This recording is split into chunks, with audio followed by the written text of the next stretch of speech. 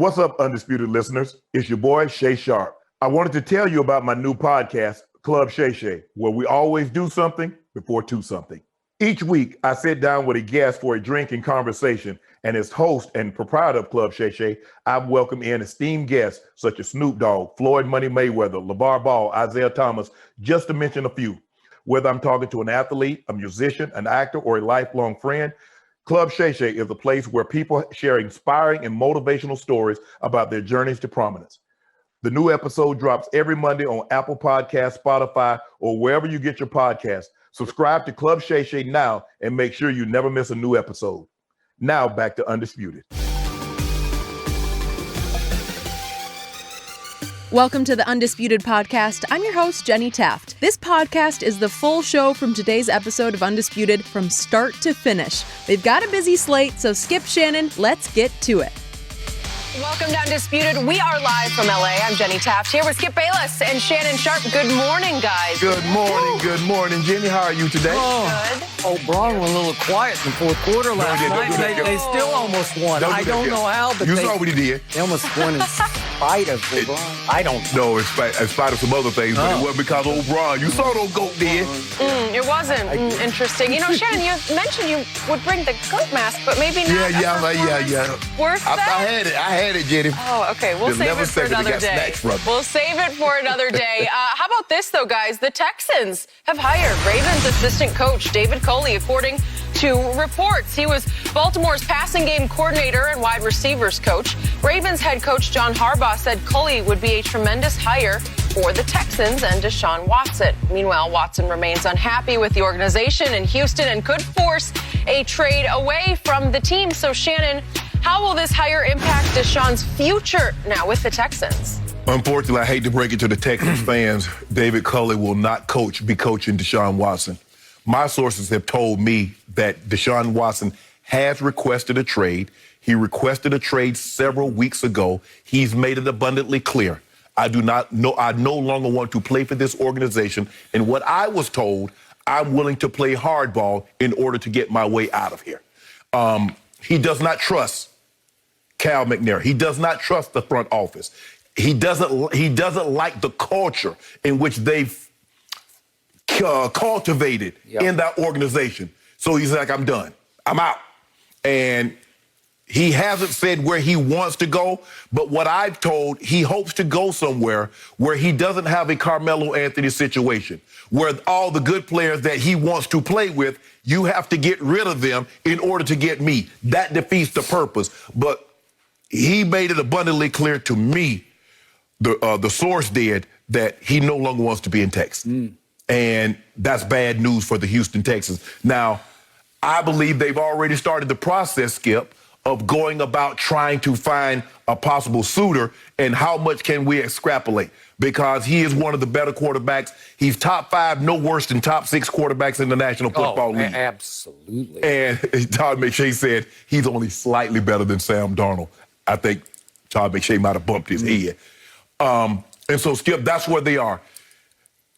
The source said, Shannon, at this point in time, there's no hire that they can make that I believe would make Deshaun change his mind.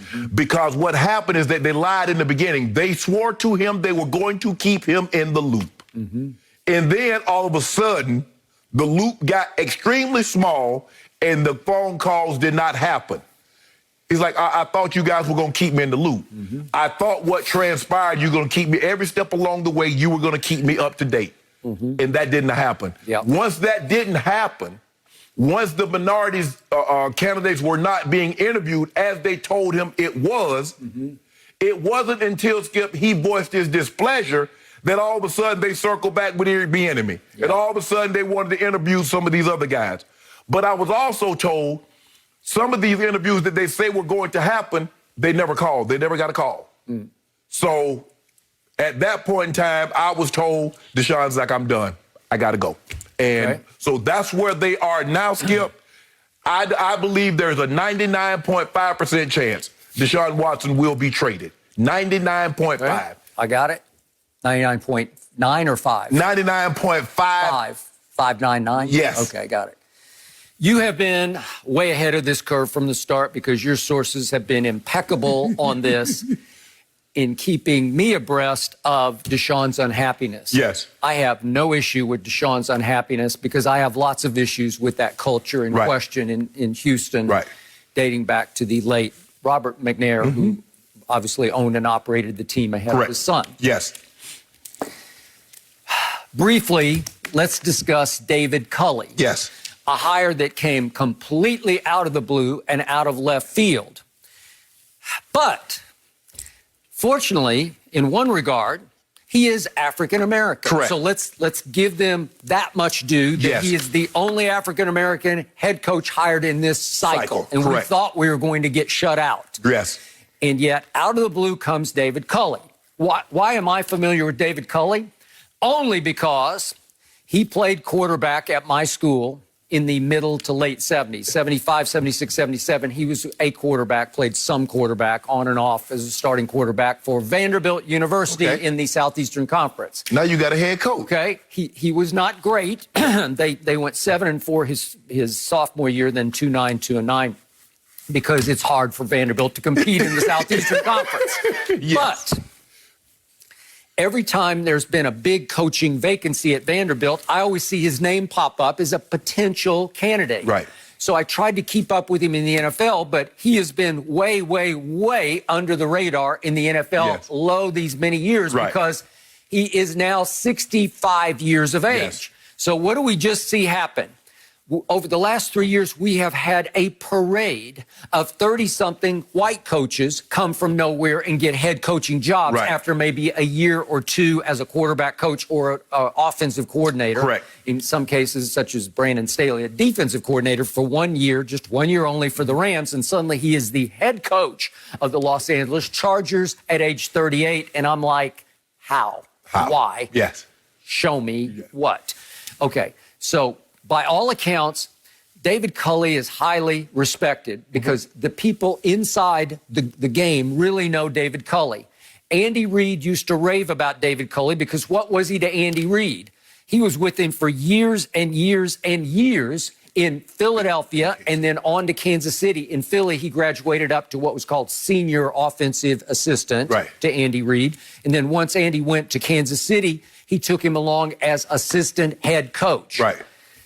Okay, so I can make the case that as much as I like the resume of Eric Bieniemy, this resume stacks up with Eric's as it pertains to Andy Reid, who has raved in the past about David Culley. His positivity, his energy, how he's always the same every day. And the quote to Ed Werder of ESPN from John Harbaugh last night was, David is a genuine guy. He will be who he is every day. He's been that guy every day of his career. Great person, genuine, full of energy. Okay, so that's what you're getting. You're getting a rock. Right. There was also one other report that I read late last night that pointed out that David Culley helped coach Deshaun at last year's Pro Bowl because the Ravens staff was coaching the Pro Bowl. You know how that works. Yes. And according to one report, they hit it off or clicked or whatever. Right. Okay, so my question is that we might not know the answer to at this moment. Right. Was Deshaun at all apprised of a potential David Culley hiring before they went ahead and made it official? Well, I didn't know. He didn't mention that. I think the biggest thing, Skip, that really, from what I was told, that irked them was the hiring of the general manager. Okay. There's somebody in there, I think it's Jack Easterby. Yep. Therein lies the problem. Okay. And he's way up at the top of management. Right. So it was his choice, I think, and obviously with Cal McNair's blessing, to go get another New England connection, which was Nick Caserio as the GM.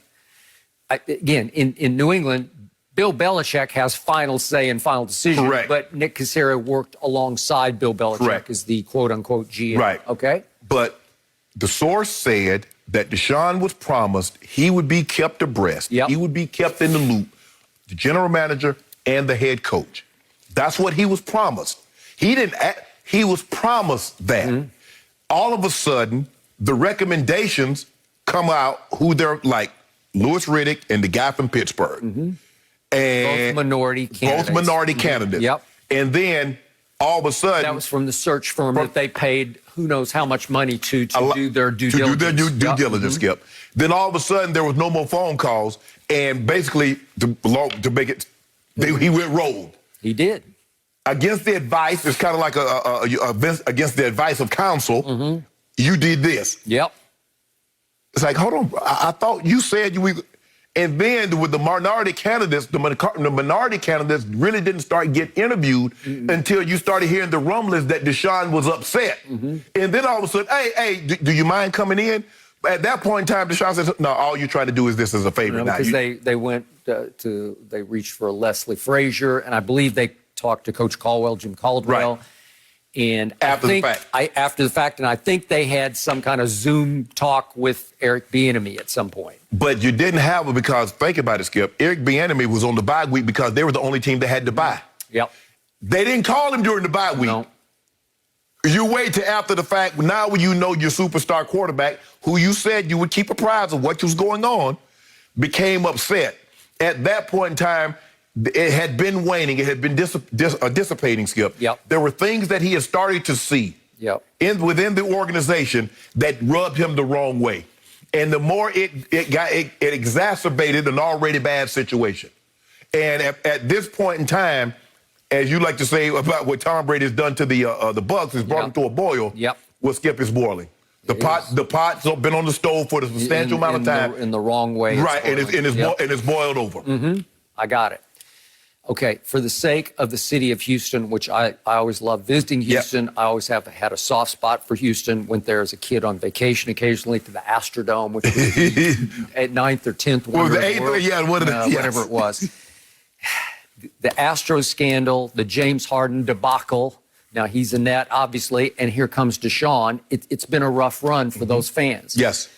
Would I like to see it work out that Deshaun was staying? Sure, I would. But I don't have. No. I have little to no respect for the culture that's been built there. So could David Culley turn it around? I'm going to doubt it. Yeah, it's good. Skip, you know how hard it is, and that's what happens. A lot of times, what Tony Dungy did is that he set Jim Caldwell up in a perfect situation. They were still loaded. That's why they were able to go 14-2 and get back to the Super Bowl, because he still had Peyton, he still had Reggie Wayne, he still had some players. Normally, these black coaches, they get these jobs, and it's great. It's only 1 of 32. But if you don't have that guy that's pulling the trigger, Skip, you're wasting your time. You ain't winning. You can't win without that guy. Well, if Deshaun is going to force his way out, and I have no issue with that because he deserves to force his way out, it's going to have to get ugly to do so because he's just going to have to hold out. Yeah, he got good. Right? Yeah. Okay. But then I'm going to really feel sorry for poor David Culley at age 65, finally gets his dream breakthrough job, and guess what's left in Houston? Nothing. Nothing. Right? No. Because I think J.J. Watt's on his way out as the face of the franchise. And yet, I'm happy David is getting the opportunity because he has never been a coordinator except, remember, he had a long stint in college football for 2 years at UTEP, University of Texas, El Paso. He was the offensive coordinator. But in pro football, he's only been sort of the assistant to Andy Reid type. But, Skip, I still think this guy came out of nowhere because in the beginning of the process, you heard the cast of characters. I didn't hear David Culley. I heard Leslie Frazier. I heard Jim Caldwell. I heard Eric Bieniemy. I heard a few, obviously, Robert Saleh. You hear a few, but I didn't hear this guy. Now, I even heard us talk about why isn't Pep Hamilton? Right, exactly. But I didn't hear of this guy. And Skip, like I said, I don't know David Culley. And hopefully he does a great job. But as you mentioned, John Harbaugh speaks glowingly of him. Andy Reid speaks glowingly of him. So I know Big Red a little bit. Know John Harbaugh, been around him when I go back there. He's always great to me. So I'm going to take them at their word that says this guy's going to be good or he's a great man. But, Skip, you know, without a quarterback, it's hard to win in this league. Yep. And without any credentials and at age 65, will you just be happy to be there to the point that you'll do their bidding, you know, whatever they say, where you won't be able to stand up to management and say, no, we can't do it that way? I'm afraid that they might have chosen David Culley because they know he won't buck their system, right? Well, because he can't. Yeah, Skip, I mean, think about it. Doug Peterson got fired because he booked. He did. Because he wouldn't fire and hire guys that they wanted him to. And he won a Super Bowl. Yep. So how, with less credentials than winning a Super Bowl, can you stand up to an organization and say, we want him, but not him? We want that instead of this. You can't. And a coach once told me, Shannon, and he told me like this, Kip. He said, I would rather lose my way than win someone else's. Because you're going to fire me eventually when it doesn't work out. At least let me go down with a way that I feel comfortable with the people that I feel comfortable around me. He says, because soon as it stops, you're not going to say, well, I told him to hire him, or I told him to fire that one. You're not going to say that. You're going to say the job didn't get done. Everybody going to look at me, well, you're right, it didn't get done. But you're not going to say, my whole staff was people that you told me to get. So I wish David Culley nothing but the best, Skip. Okay. But unfortunately, I don't believe he's going to have Deshaun Watson. All right. So bottom line, from what you've heard, yes, are you willing and able to leap to the conclusion that if the team digs in and says, we can't get enough for you, we got to go forward with you? Because obviously he's under contract now for what's the next 4 years. I was told he's willing to play hardball, whatever hardball is. That's, you know, we growing up, we play hardball. Okay, let's go play hardball. That means instead of with the big softball, we play with a baseball. So in other words, whatever it takes, if it means he has to hold out, and that's the only leverage that he has. That's the only leverage. But what he does have, because here's the thing, Skip, he has a no trade. So you can say, well, we want to trade you over here. Well, I don't want to go over there. Not what you're going to do. And plus, teams know Deshaun is unhappy. They know he's unhappy. Well, he's made it clear. You've made it clear. And guess what else he got, Skip? I already got about $80 million of y'all dollars, so I can sit this thing down for a cool minute. I can sit this thing down for a cool minute. What's your gut on where he would like to go? I hear a lot of Jets talk. Yep. What I heard is, like I said, Shannon, and the analogy that they used was Carmelo. That says, because if he gets somewhere and all the players that are there that could help him win get shipped back to the team that he's coming from, what actually have they accomplished? He wants to go somewhere that they don't have to give up everything to get him. Now, it's going to take a king's ransom. Now, Jets have the number 2 pick. Miami has the number 3 pick, which actually belongs to the Houston Texans. Yep. So we keep hearing that Brian Flores is extremely happy with Tua. But if an opportunity arose for him to get Deshaun Watson, I don't know how you pass that. Skip, if you get a chance to get one of those guys, Skip, it's like a starting pitcher. If you get an opportunity, if you had an opportunity to get one of these great Pedro Martinez, you moved up Randy Johnson, Greg Maddux, you get a chance to get that guy? What is he, 27?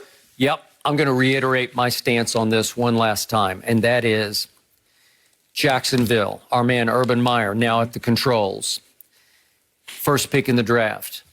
If Houston would trade me straight up for Trevor Lawrence, Deshaun for Trevor Lawrence, I would do it if I were Jacksonville, because it's the trade that could benefit both teams, because I believe Deshaun will ultimately be better than Trevor Lawrence. That's just me. Yeah, absolutely. And with $85, $90 million in cap space in the state of Florida, absolutely. Give me that. And then Houston could start fresh and start over with the apple of everybody's eye in the draft. This is the kid that we've talked about for maybe 6-8 years since he was back in high school in the Atlanta area that he's going to have next. Okay, so Houston could start fresh and they could have Deshaun in Jacksonville, and I think they would get good real fast. Oh yeah, if Urban is in, if he has 80% of the success in the NFL that he had in college, he gonna be great. He might be the next Jimmy Johnson because he's won everywhere he's been. He won at Bowling Green, he won at Utah, he won at Florida, he won at Ohio State. Now it's a big difference, Skip, because you know at Ohio State and Florida you can recruit.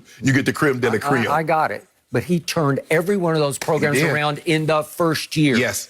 Okay. I believe Deshaun is gone. I feel very comfortable. No mercy. Hey, Undisputed listeners, I wanted to tell you about our brand new Fox Sports app and website, foxsports.com. Reimagined for the modern sports fan. Go ahead, download the new app right now. You don't even have to pause this episode. Every day on the new app and website, you'll see the top stories in sports, plus a rich world of written content, videos, social media, and analytics to give you a 360-degree view of the most important stories of the day. Streaming live TV has never been so easy or elegant. Every Fox Sports game, including all pregame and postgame shows, are just one click away. For the extra invested fan, we also go deep with real-time wagering lines, trending prop bets, win probability, and key player projections. Download the new Fox Sports app or visit www.foxsports.com. No mercy. Scotty Miller snagged a deep touchdown before the half of the NFC Championship game, and he's feeling it now. During an interview on the Dan Patrick Show, Miller was asked if he thinks he could beat Chiefs speedster Tyreek Hill in a race. Miller said, quote, "I'm taking me every day of the week. I'll take me over anybody." So, Shannon, do you have a problem with what Scotty Miller had to say? I got no problem with it, Skip. But unless he's in a really fast car, he's not outrunning Kyrie, Skip Bayless. I don't think Scotty Miller understands the type of true speed that Tyreek Hill possesses. Skip, in 2012, at the Orlando Golden Spikes meet, I actually went to this meet in 1986. It's for all the top track and field athletes, sprinters, jumpers, hurdlers. They go at the end of the year. And your event was what? I was a triple jumper. Okay. I didn't do very well. Skip had tendonitis in my knee. I was in the car for 4 hours. That's what they all say. No, I didn't do very well. I didn't do very well. As a matter of fact, Edric Floral, I think he's the head coach of Alabama, maybe Texas now. He won the triple jump, but I think it was about 52, 53 feet. That's what I heard. That's a long time ago. Yep. Tyreek Hill, Skip, in the 200 meters, ran 20.14, which at the time was the second fastest 200 meters ever run. The fastest 200 meters ever run up until that point was in 1985 by Roy Martin. Roy Martin, a lot of people don't know who he is, but if you're from Texas, he's a legend. Yep. He ran 20.13 and 10.18. Skip, he was the number 3 ranked 200 meter guy in the world. Skip, not high school. He was in high school, but he was the number 3 ranked 200 meter guy in the world. He ran 20.13. Tyreek Hill in 2012 ran 20.14. Tyreek Hill is also run sub 10.20 meters. For people at home, there's levels to speed. You know, Tesla can go really fast. And then you have Ferraris, and then you have NASCAR, stock cars. They go even faster. Skip, there's levels to speed. And Scotty Miller is extremely fast. I'm not, take color out of the equation. He's fast. He ran 4.39. But when you go 4.39 and then you come all the way down to 4.29, there's different levels to this. I agree. So although I love the confidence, Scotty Miller, on your best day, his high school time was 10.53. I know that my brother ran 10.50 in high school. He ran 21. Really? Yeah.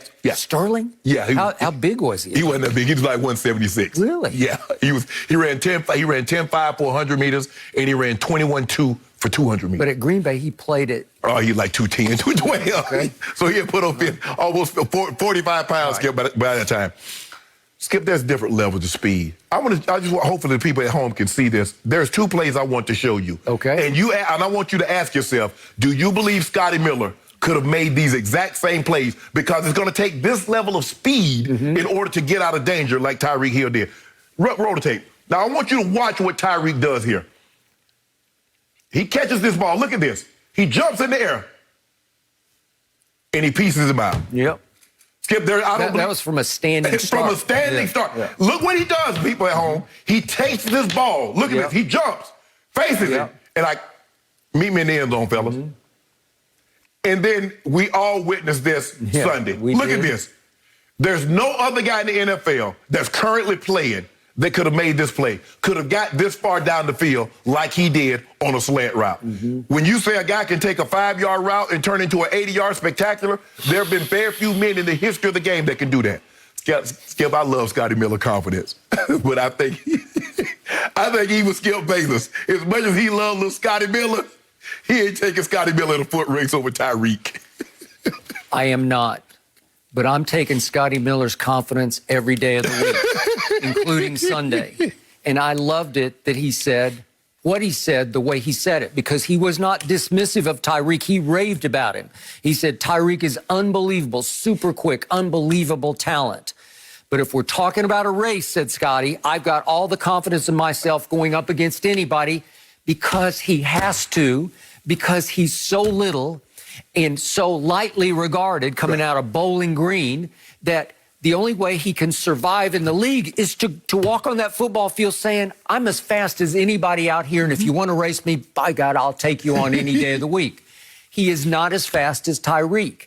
Would I pay to watch them? Sure, I would. I mean, that'd be like Conor McGregor versus Floyd Mayweather. Yeah. If you ran a match race and put it on pay-per-view, would I watch? Yeah, I'd watch. I'd like to see it. You know what? Since he wanted to get into it, maybe Tyreek, Marquise Goodwin, John Ross, and Scotty Miller. Okay.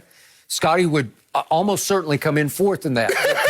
but the point is, he has made something of himself because he's got a little bit of diva wide receiver in him that you have to make it in this league. Right. If you walk on the football field thinking, wait a second, I'm 5'11", 174 pounds. What am I doing out here? Yeah. But he's thinking, no, I won state championships in high school at 100 and 200 meters. Right. But to your point, if you start comparing the times, so he ran 100, won his class in the state of Illinois. He's from the Chicago area, Scotty Miller, and he ran 10.53.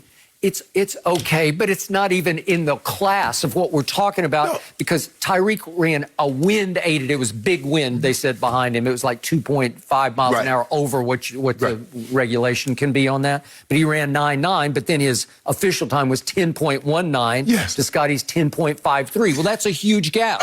When it comes to sprinting, it's a huge gap. Yes. And again, 200 meters, he won it with a time of 21.25. Well, that's over a second slower, a second slower than the one you talked about. Yes.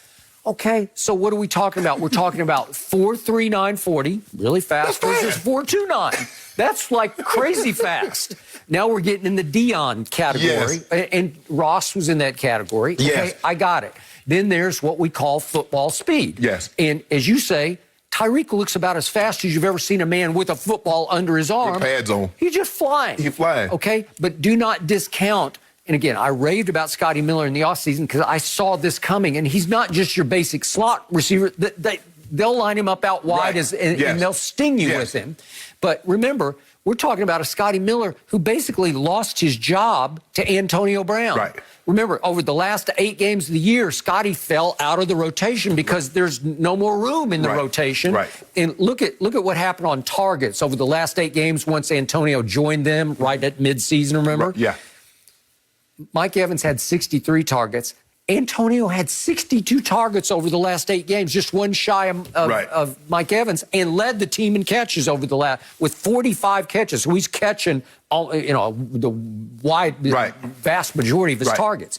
Scotty Miller, last 8 games, had 15 targets. Fell completely out of favor. But when you least expected, he sneaks in there against Green Bay on the last play of the half, and you know what happened? Lights out. Tyreek in 2012, Skip, when they ran that 20.14, that was the 6th fastest time in the U.S. and would have qualified him to run in the Olympics. Now, he went to the under-20 Olympics, Skip, and he ended up he was the 3rd fastest under-20 in the world. Okay. He won the bronze medal in the 200 meter in the games. All right. He was on the relay team that won the gold medal. Like I said, and I'm very cautious to say, oh, that guy could run track, But I do believe that had Tyreek kept his weight down, he's too big now. He's too bulky now, Skip, to run track at that elite level. Although, you know what? The 100-meter guys, boy, they're... But Skip, you'd be surprised if you actually saw them. I've seen a couple of them guys in person, like Justin Gatlin and Mo. They stop, but they are tiny. Tyreek, I mean, they're not 100 like Tyreek. Tyreek's probably 190 pounds. Yeah.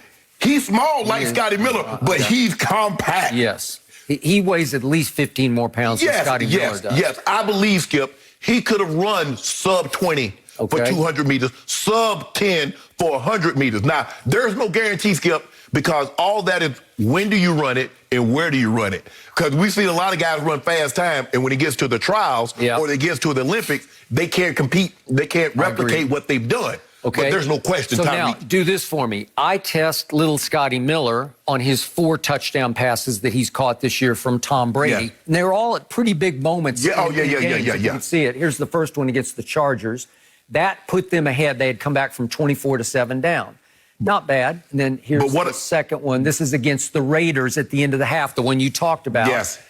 And then here we go again. This is against Minnesota. That put them ahead 7-6. But what do we see? Here's the coup de grace. You know, this is the play that effectively beat the Packers the other day. If you look at this, it's just free release. Yep. He's just taking off and running. Is. And maybe there's some underestimation happening. Of course there is. And the thing is with Tyreek, can you imagine if people just played off Tyreek and says, okay, Tyreek, just take off and run. We're going to cover you. Yep. He'd have 30 touchdowns because all he would do is just take off and tell Mahomes to throw it as far as you can, and he'd just run up under it. Okay. It's why little Scotty Miller was a 6th-round draft pick out of Bowling Green. Okay. Has he risen above that level of draft? Yes, he has. Yes. So is he kind of the Tom Brady-ish figure at receiver for the Bucs? Yes. Yeah, he's carved out a nice niche for himself in the league. He's a solid receiver. Now, he's not going to make any Pro Bowls. He's not going to be your number 1 receiver. But to do what they ask him to do, come in and hit you with a splash play every once in a while, he's more than capable of doing that. Okay. Can he catch a couple of passes and get you huge first downs? Hey, sure he could. He's a gutsy little kid with a big heart and big confidence who can catch it. You know, and I know, you know better, way better than I know, how hard it is to catch a deep ball running full speed over your head and to try to gather yourself in time to snatch it and hold it. People don't realize how hard it is to catch the ball because you're tracking the ball and the ball's coming over a blind spot because you're looking over, then all of a sudden the ball... And you're trying to run under control because you're almost running outside your body. You got to be able to run without your eyes bouncing. You're bouncing. You are.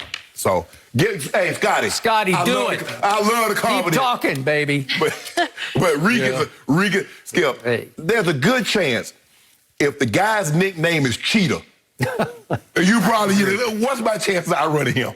Now, if his name was Bear, you got him, Scotty. You know, a guy named Bear, he big, he burly. You got him, Scotty, even though bears are faster than you think. The average bear can outrun Usain Bolt, and that's saying something. But leave it with alone. By the way, as Ernestine will attest, cheetahs are my favorite animals. I love to watch them fly. And they're kind of soft-hearted because they're predators, but they're not ferocious predators. Yes. Right? Skip, there's a difference between track and field in Illinois and track and field in the state of Georgia. Well, hey. We've had some great runners, some fat men. Stanley Floyd, Calvin, I think Calvin Smith is from Georgia also. Mel Ladney, Herschel Walker. We've had some guys that could, Sam Grady. See the University of Georgia because it's just a pipeline. See Nicole Hardman. Yes, we have some guys that can run down there. Did you guys see what Mahomes had to say about what Scotty Miller, his confidence? He said, that's an interesting take, but I'm going to take my guy. I like my guy there, but it'll be interesting and fun to see that talent on display at the Super Bowl. Guys, no easy transition here because what we're about to talk about, it's a bit disturbing. The Seahawks have parted ways with offensive lineman Chad Wheeler after he was arrested and formally charged with domestic violence following a disturbing incident during which he allegedly strangled his live-in girlfriend. The team released a statement that read in part, quote, "The Seahawks are saddened by the details emerging against Chad Wheeler and strongly condemn this act of domestic violence. Our thoughts and support are with the victim. Chad is a free agent and no longer with the team." So, Shannon, I'm going to start with you here. What are your thoughts and your reaction to this news? You know, Skip, a lot of times that we are a debate show and we debate a topic and we go back and forth. But I think in this situation, this is more of a conversation that you and I will have about this topic. And a lot of times when we're dealing with this, we talk about the person that's involved in the act and what should his punishment be. But for a second, before I get to Chad Wheeler, I want to talk about the victim. Because a lot of times the victim, the person that suffers this, they don't get talked about. Only the person that committed the act. So the victim of this domestic, of this violent act. Yep. Our thoughts and prayers go out with her and to anyone that suffered something like this. Because, Skip, her life will never be the change, will never be the same. Her life is forever changed because anytime a protector is the abuser, you lose a sense of protection of what you think a protector should do. Because, you're supposed to protect me from this. If someone is trying to do this to me, you're supposed to jump in and be my superhero. You're not supposed to commit this act against me. So hopefully she can get the counseling. She can get the help she needs. Obviously, there are some medical things that she's going to have to heal up. I read where she had a dislocated shoulder and some things of that nature. So I wish her a speedy recovery.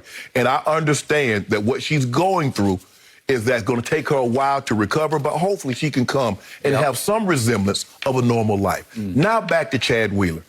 Skip, now, the problem that I have, I think the police did what they were supposed to do. They came in, they came through the door, they arrested him, he's bonded out since. The problem that I have is that there's this thing that we're dealing with right now that's called mental health issues. And I don't take that lightly. People suffering from it, hopefully they get the care, the treatment that they need. But when you put that to the forefront and with a domestic issue, now the domestic issue gets pushed to the back and everybody's just talking about the mental health aspect. Bruh, I won't let that happen. I won't let the Seattle, the Seahawks, I won't let the police department put that out there as a way of saying, well, he did do it, but maybe there's a reason why. There's no reason why. It's unacceptable. And that's the problem that I have, Skip, is that seems that when our counterparts, our white counterparts, do something, we got to tell you a reason why. When Dylan Ruth went in that church in Charleston, South Carolina, well, you have to understand his upbringing. You have to understand this. There's always a caveat to why, instead of maybe he was just a bad person. Now, I'm not saying Chad Wheeler's a bad person. I don't know Chad Wheeler.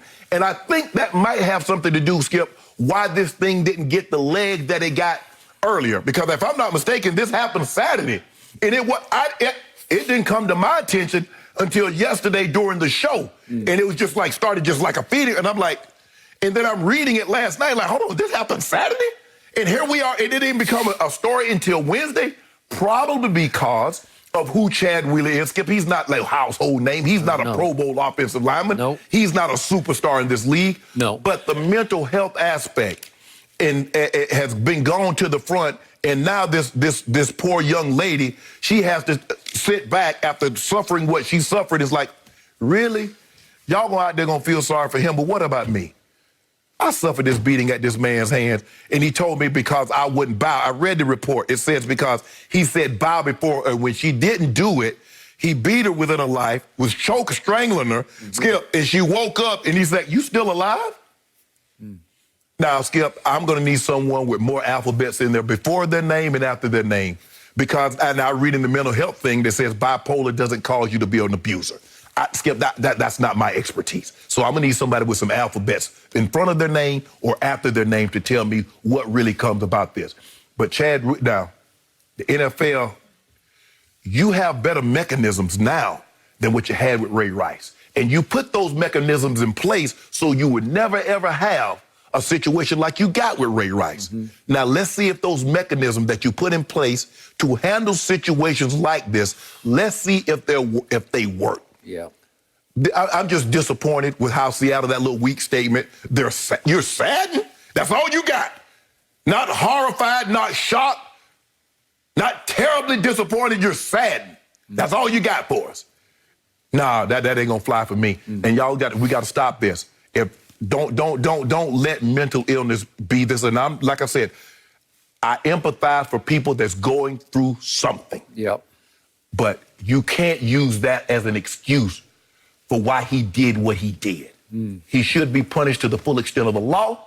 And the NFL, it's hard for the NFL to have something to say about it, Skip, because he's not in the NFL currently. He's a free agent. But it's going to be hard for him to ever play another down in the NFL, given the gravity of what he did. Okay, so I appreciate everything you just said. I listened carefully to everything you just said. I appreciate your passion for this. But I will conclude that I disqualify myself. I don't know. This is so far over my head and out of my lane that I cannot even begin to take a position except that I'm horrified by the details. My stomach turns, my heart bleeds over what I consider the all-time most disturbing domestic violence story in sports that we've ever heard. again, the details are from the police report via her, this poor victim who is very lucky to be alive. Very. Very lucky. And to your point, she called 911 and said, "I'm being killed." This isn't just domestic violence. This turned into attempted murder. Correct. It went beyond just your basic domestic violence. Yes. And to your point, according to the police report, she got choked to the point and suffocated to the point she passed out. Right. And then he walks back in the room as she came to and said, "Oh, you're alive." Okay, what do we know about Chad Wheeler? To your point, he's basically an NFL nobody because he did make the Giants team, 2018, and he did start a bunch of games for them. I think 14 out of 16 games for the Giants, who went 5-11. Started 14 games. Yeah, they went 5-11, but he wasn't on our radar. Right. Then they cut him. He was on the Seattle practice squad for a year, and he did play in 5 games for them last year in a backup role. Okay, now let's go back to Chad Wheeler at USC. He started all 4 years for the USC Trojans. Mm-hmm. It's pretty good. Yeah. Junior year, second team All Pac-12. Senior year, first team All Pac-12. But he had one of these type incidents, if you want to call it a bipolar. I don't know what it was. They normally refer to them as an episode. An episode at USC.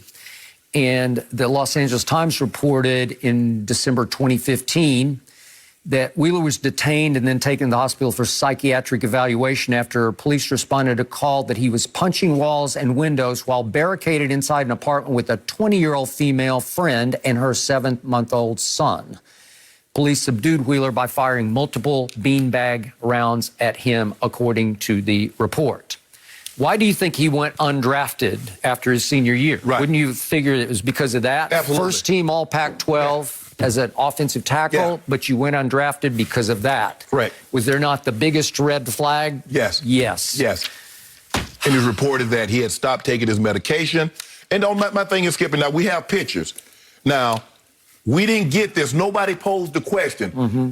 Was Ray Rice was suffering anything? Or Kareem Hunt suffering anything? And that's my Skip. Greg Hardy. Greg Hardy. Nobody said anything about mental health issues. Yep. They were just bad guys. Mm-hmm. And I'm not saying Chad Wheeler's a bad guy. I don't know Chad Wheeler. But why would you stop taking your medicine when you know there's a reason why you got put on the medicine to keep this type of behavior under control? Yep. So in other words, you're asking, Skip, if I got a pit bull and I know what he's capable of, why would I ever take him off leash? I'm asking for trouble. I hear you. I'm out of my league. I don't know this intersection of mental health and domestic violence. Yeah, but I don't, and like I said, I don't ever want mental health to get in front of the domestic violence because this person is really suffering at the hands of this person. I got it. In the end, all I care about is I hope she can recover. I hope so too, Skip. That's what I hope. It's horrifying. It's absolutely horrifying. And I appreciate both of you highlighting the victim because I do think that's what needs to be discussed here. And I have not personally been a victim of domestic violence. I have friends who have. I specifically remember a phone call in college hearing a friend who was in the hospital. Thankfully, she was okay. But domestic violence, as a victim, it sticks with you forever. It sticks with you forever. So I am thinking about the victim as she recovers from this. And please, if you need help, please ask for help, because right now that's all you can do if you're in this kind of a situation. More Undisputed after this. No mercy. The Lakers have finally lost their first road game of the season. LA fell to Philadelphia last night, 107-106. A LeBron to 80 bucket put the Lakers up 1 with 11 seconds left, but Tobias Harris answered on the other end to put the game away. LeBron finished with a game-high 34 points, and Joel Embiid added 28 for the Sixers. So, Shannon, tell me, what did you learn from this game? Well, Skip, I thought the Lakers were lethargic the whole night. They had a tough time dealing with Joel. I thought Joel Embiid was going to go for about 50 because in the first quarter, Skip, they had no answer. What did he have, like 13 points in the first quarter? He was getting whatever he wanted. He's a load. And that's what I think when you look at some of the greats and when they talk about Joel Embiid, they see a man that's 7 foot tall, 280 pounds, that can shoot the three ball. He can shoot mid-range. Obviously, he can post you up. He's a very good free throw shooter. Yep. And then some nights he comes out there and gives you 9 points. Some nights he gives you 12 points. And Shaq loses his mind. He's like, bruh, you 7 foot tall, 280. You should be averaging 30 and 15 every single night. And so I think that's a lot of the frustration. And I thought he was going to go for 50 last night, Skip. But you see what the Lakers can be when they say, you know what, we finna lock this thing down. And they go on a 13-0 run to take a 1-point lead and give Tobias Harris. They did a great job, put him in a high pick and roll. He got LeBron up off him, got Caruso on him, and he was able to elevate and shoot the ball over the top of him. But for me, Skip, is that the way I'm watching LeBron play right now, I wish he would stay in that aggressive mode like he was the first half. He would have 22 in the first half on 9 of 13 shooting. And then what's he do come out of the third quarter, Skip? Try to get people involved. You know what? Go back to the Cleveland days. Yep. Come along. I got it going. I'm going to keep it going. And then he kind of got out of rhythm, and then he got back in a little rhythm. He still made some great plays, a great pass to AD to take the lead, Skip. But I just say, and AD is struggling right now. Because, Skip, AD was 5 of 10 from the free throw line. And that's when you know a guy's struggling, because when there's no contested shots, nobody banging against him, and he's struggling putting the ball into the rim from the free throw line, that lets you know he's struggling shooting the ball. And this is not the AD that we're used to seeing. He's still impacting the game in other ways, but AD is better than this offensively. But I like the fight that I saw. It shouldn't have come to this. They should have been. And once Gasol got in trouble, I mean, Montrez is just too small for Joel Embiid, Skip. He can't do it. I mean, you do all you can, but that's a big man. And Trez, what'd you say, Trez? 6'7", maybe 235, 240, and he's giving up 40, 50 pounds to Joel Embiid. But I like what I saw. They got a game tonight. The question is, Skip, LeBron played, 38 minutes last night, almost 39. Is he going to play tonight against Detroit? Considering that they got a Saturday night in prime time against Boston, and then they got Atlanta. So it's going to be very interesting to see, because LeBron has played all 19 of the ball games where I was like, I'd have told guys, ain't no way he taking that. He should sit tonight. For his sake and the long-term health of his team's sake, the mental health, he should just take the night off. Skip, you know what I was thinking? I was looking at the schedule. I was like, damn, they're playing a lot of games. They really playing every other day, Skip. Well, they have to. You know why? You got to get that money, Skip. We got to get that money. Okay. I hear everything you just said, but before I address all your points, I got to go back to the flashpoint of this game for me, which came in the third quarter. On a Joel Embiid drive, LeBron shocked me by going completely uncharacteristically out of control and two-hand shoving Joel while he was up in the air and shoving him back to where he lost his balance dangerously and falling on his back, and he's got a bad back to start with. LeBron got a flagrant foul for that, but to LeBron's credit, that's his first flagrant since 2014. Right. He's had 6 total flagrant fouls, and what are we in? 18. Yeah. Okay, 6 in 18 years. That's pretty good. Once every 3 years. Okay. I've told you, he's a nice man. He's very nice. He's got a big heart, and he plays the right way. That was as shockingly out of character as any move LeBron's ever made on the court. It was a two-hand shove while he was airborne. Well, obviously, that's a cheap shot. That is a literal low blow. And Joel was very ginger trying to get up because he missed the previous game with a bad back. So he fell in a very similar situation like that. He fell similar to that. He did. So for the rest of the game, Joel was a little tentative and a little ginger in his steps up and down the court, and it took a little away from the beast of the East that he can be. And that's what stopped him from being the number 1 overall pick, was his back. Remember in college, Skip, he had back surgery. He had back, he had foot, he had all kinds of things. Yeah, I've told you the story. Somebody high-placed in the Sixers called me to ask me, hey, we know about all of his injuries. Do you think he can play? Because they know I watch it closely and that I have gut feelings. I said, absolutely he can play if you can keep him healthy, but I don't know if you can. Well, so far, barely so good, because you know what's happened even against Kawhi 2 years ago in the Eastern Conference Finals. He was sick and hurt and sick and hurt and sick and hurt. Well, he's always sick or hurt, right?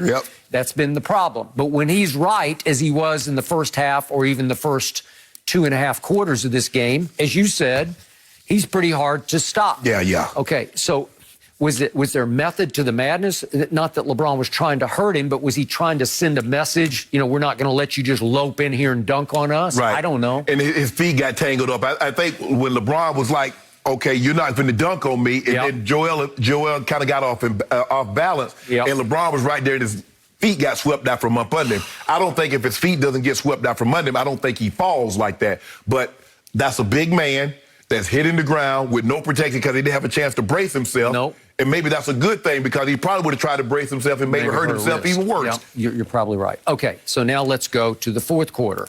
You're right. The Lakers look sluggish and lethargic, even for the first, I don't know, let's do 7 minutes of the fourth quarter. Yes. Because at the 5:21 mark, LeBron departed. Yes. And I thought it was for good. Yeah. I thought they just said, okay, that's enough. Right. We got a game. Come over here, sit down, take the rest of the night off. At that point, they were down 12, and LeBron had missed 3 free throws in the first part of the fourth quarter. He'd made 1 3. He was 1 of 3 from the field and 4 of 7 from the free throw line. And it wasn't enough to get them back in the game. So they're down 12, and immediately Tobias Harris hits a jumper, and they're down 14 with 5 minutes left. Right. When you think it's over? Right. Okay, what do I not love about the Philadelphia 76ers? I love Doc. I love his impact that he's going to have on this squad. Right. But they don't have a pure point guard because Seth Curry is more of a 2 to me. Right. And Ben Simmons is some hybrid, point forward. Right. But as far as some Rondo-esque point guard who can get them set and get them some fairly easy looks and baskets, they don't have it, and they fell completely apart down the stretch on offense. Because, Skip, they really don't have a guy that would accept. I mean, Tobias Harris went and got his own shot last night. He did. But if you throw the ball to Joel Embiid, I can double him in the post. I'm not worried about Ben Simmons shooting. I'm not worried about him driving because you don't want to go to the free throw line. So basically, you got to worry about Seth Curry spotting up. And see, that's what happened with LeBron. LeBron probably should have fought over that pick so he doesn't get the smaller Caruso on him. I'm glad you brought that up. If we could see this, this is my pet peeve about the whole league. Today, everybody just switches like it's you can fight over it. Yeah. Because who do I want on Tobias on the last shot? I want LeBron James. I want him to shoot over 6'9" as opposed to 6'3", 6'4". Okay, here we go. And LeBron, don't just switch it. I think the thing was, Skip, is that they saw Seth Curry. And Seth Curry is shooting a pretty high percentage from the three-point line. Not last night, but no, he wasn't last night. Yeah. And so I think that's what scared LeBron, and he waited maybe a tad too long to probably try to go get the double team. Okay, so what's Tobias get away with? A little shoulder bump on Caruso, who's just too little. Not that he's a little man, but he got bumped off to create space, and he goes up and he swishes it. Right. If LeBron fights over the pick, and I don't even think it wouldn't have taken that much effort just to jump through the pick and stay on him. I'm not sure Tobias can make that shot over 6'9". Yeah, that'd have been very interesting to see that. But give Tobias credit. He got to the spot that he wanted to be, Skip. He elevated, and it was pure. It wasn't no bounce, hit the rim. It was. I thought it was short. That's how pure it was. I thought the ball pure. It was. I know when it left his hand, I thought it was short, and it swished. Okay. So give them credit, Skip, but I like what I saw from the Lakers fighting down. And Doc mentioned it. Doc said, hey, I'm proud of my team. We won the game. But what that team showed you is that they're the champions for a reason. They showed a lot of fight. Going a 13-0 run, Skip, give them credit. But like I said, I'm anxious to see what LeBron does tonight, considering that they got a primetime game against the Celtics. Who they lost the other night. But Detroit... Wait, who'd they lose to? Celtics? They lost last night to the Spurs. Let's give them some credit. Oh, my goodness. They're still there. They're still barely alive. Come on. What are y'all, 9 seed? It doesn't matter. Don't worry about it. We got the Celtics last night at home. Y'all did. Y'all got them last night. So. Okay, so here's your issue right now. Marc Gasol played 24 minutes last night and got a grand total of 2 rebounds. You are soft in the middle. He's a little soft in the middle, but you are. You're missing Dwight Howard. You're missing JaVale McGee.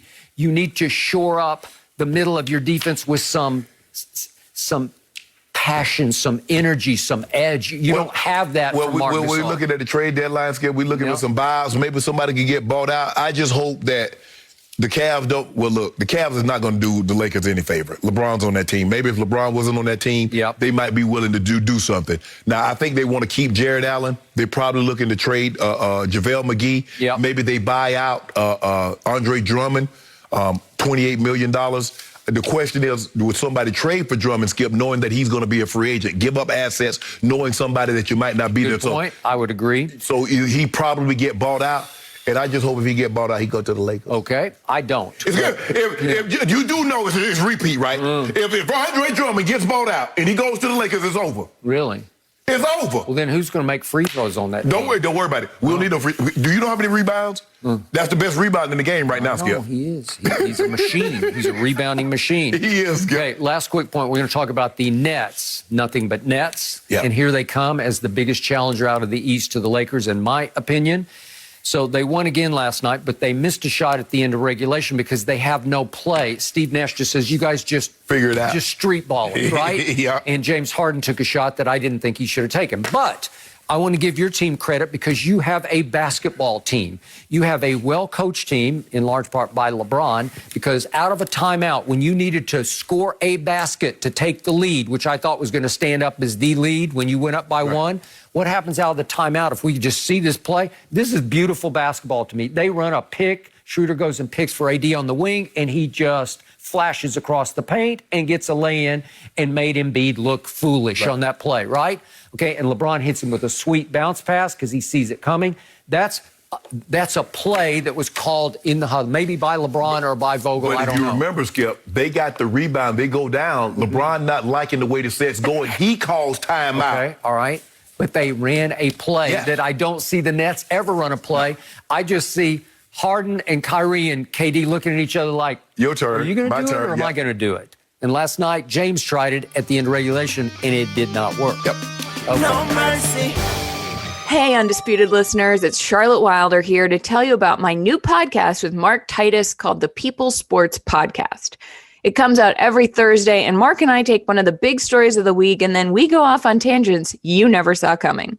This might mean that we start talking about the Dodgers winning the World Series and end up wondering if Knicks fans deserve happiness. Or begin with LeBron's greatness and end up drafting our ultimate beer league softball team made up of old athletes. Whatever it is, the only rule of the show is that it has to be fun and funny, because these days we could all use as many laughs as we can get. So check it out wherever you get your podcasts and come down weird sports rabbit holes with us. We can't wait to have you. No mercy. Tom Brady joins a list of legendary free agent signings in the NFL. Drew Brees, Peyton Manning, Reggie White, and Deion Sanders are all signings that eventually brought their teams a Lombardi trophy. Brady is on the verge of doing the same in just his first season with the Buccaneers and at the age of 43. Shannon, is Brady the greatest free agent signing ever? No. I mean, how does he... Peyton won 4 division titles in his 4 years there. Peyton won a Super Bowl and went to 2, won 1, and was an MVP through 37 touchdowns, 55 touchdowns, and through 39 touchdowns. So how, after only getting to the Super Bowl, is Tom Brady number 1? I would say Drew Brees, considering what, Skip, Drew Brees, the Saints, Skip, you remember the Saints were bad. They were the original team that put the brown paper bags over their face and called themselves the Aints. Mm-hmm. And he took a perennial loser and made them what they are today. And so now, since Drew Brees has been there for the better part of, got there in 2005? 2006, 2006? Mm-hmm. I think 2006 he first got there. They've been talked about and always, okay, Super Bowl contender. And as Jenny mentioned, he was a free agent 1 year, signed with San Francisco. They won Deion Sanders. Yep. He signed with the 49ers, Skip, in 94. They win the title. The Cowboys says, you know what? We don't want to go up against him. We go sign him. We go steal him away from you guys. And then he go win another title. Mm-hmm. Reggie White also, he was the first big free agent. That was when free agency first hit in 93. He was the first big-time guy to move. So, Skip, no. By the way, not only did he move, but he chose Green Bay, where nobody wanted to go before that. Nobody wanted to go. And it opened the door. If Reggie's going, I'll go. Yes. Right? Yep. Yeah, because at that point in time, Skip, ain't nobody going to Green Bay. If Reggie, I'm not so sure, Skip, Green Bay is the Green Bay that we know today. Had Reggie not done that. I mean, obviously, back in the 60s, they were Lombardi's Packers, but to rebound and become what they were with Favre, and obviously they were able to trade for Favre because Atlanta was done with him after a year because he was having off-field issues. He's been too much time in Buckhead instead of Swanee. Yep, that's well said. So I hear what you say about Peyton and Drew Brees, and I was right in the middle of the Deion Sanders. Okay, let me address Deion first. That's the all-timer where you go from one team to the other and you go from Super Bowl to Super Bowl. My issue with it in the biggest picture is those were by far the two best teams of the day. Dallas and San Francisco, because the year before Deion, Dallas had beaten San Francisco in the NFC Championship game. It was the Memorial. Jimmy Johnson calls the radio station to tell him, well, I guarantee the victory, and won that game 38-21, and then went on to the Super Bowl and just crushed Buffalo. It was a close game for a half, but then they crushed them 30-13. Emmett just took the game over, okay?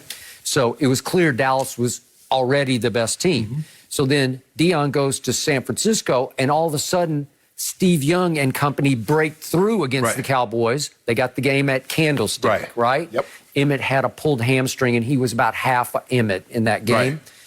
But they went on from that game to just crush San Diego in the Super Bowl 49-26. Well, you knew whoever came out of that game was going to crush San Diego. Crush San Diego. So my point is, Deion became, to me, the cherry on top of two very good teams. Then he goes the next year to Dallas, and they avoided San Francisco because Green Bay knocked them off. Remember that? And then Dallas goes to the Super Bowl and gets to play Pittsburgh, and Neil O'Donnell. He just wasn't very good. The truth was, and Larry Brown is the MVP of the game because he intercepts Neil O'Donnell.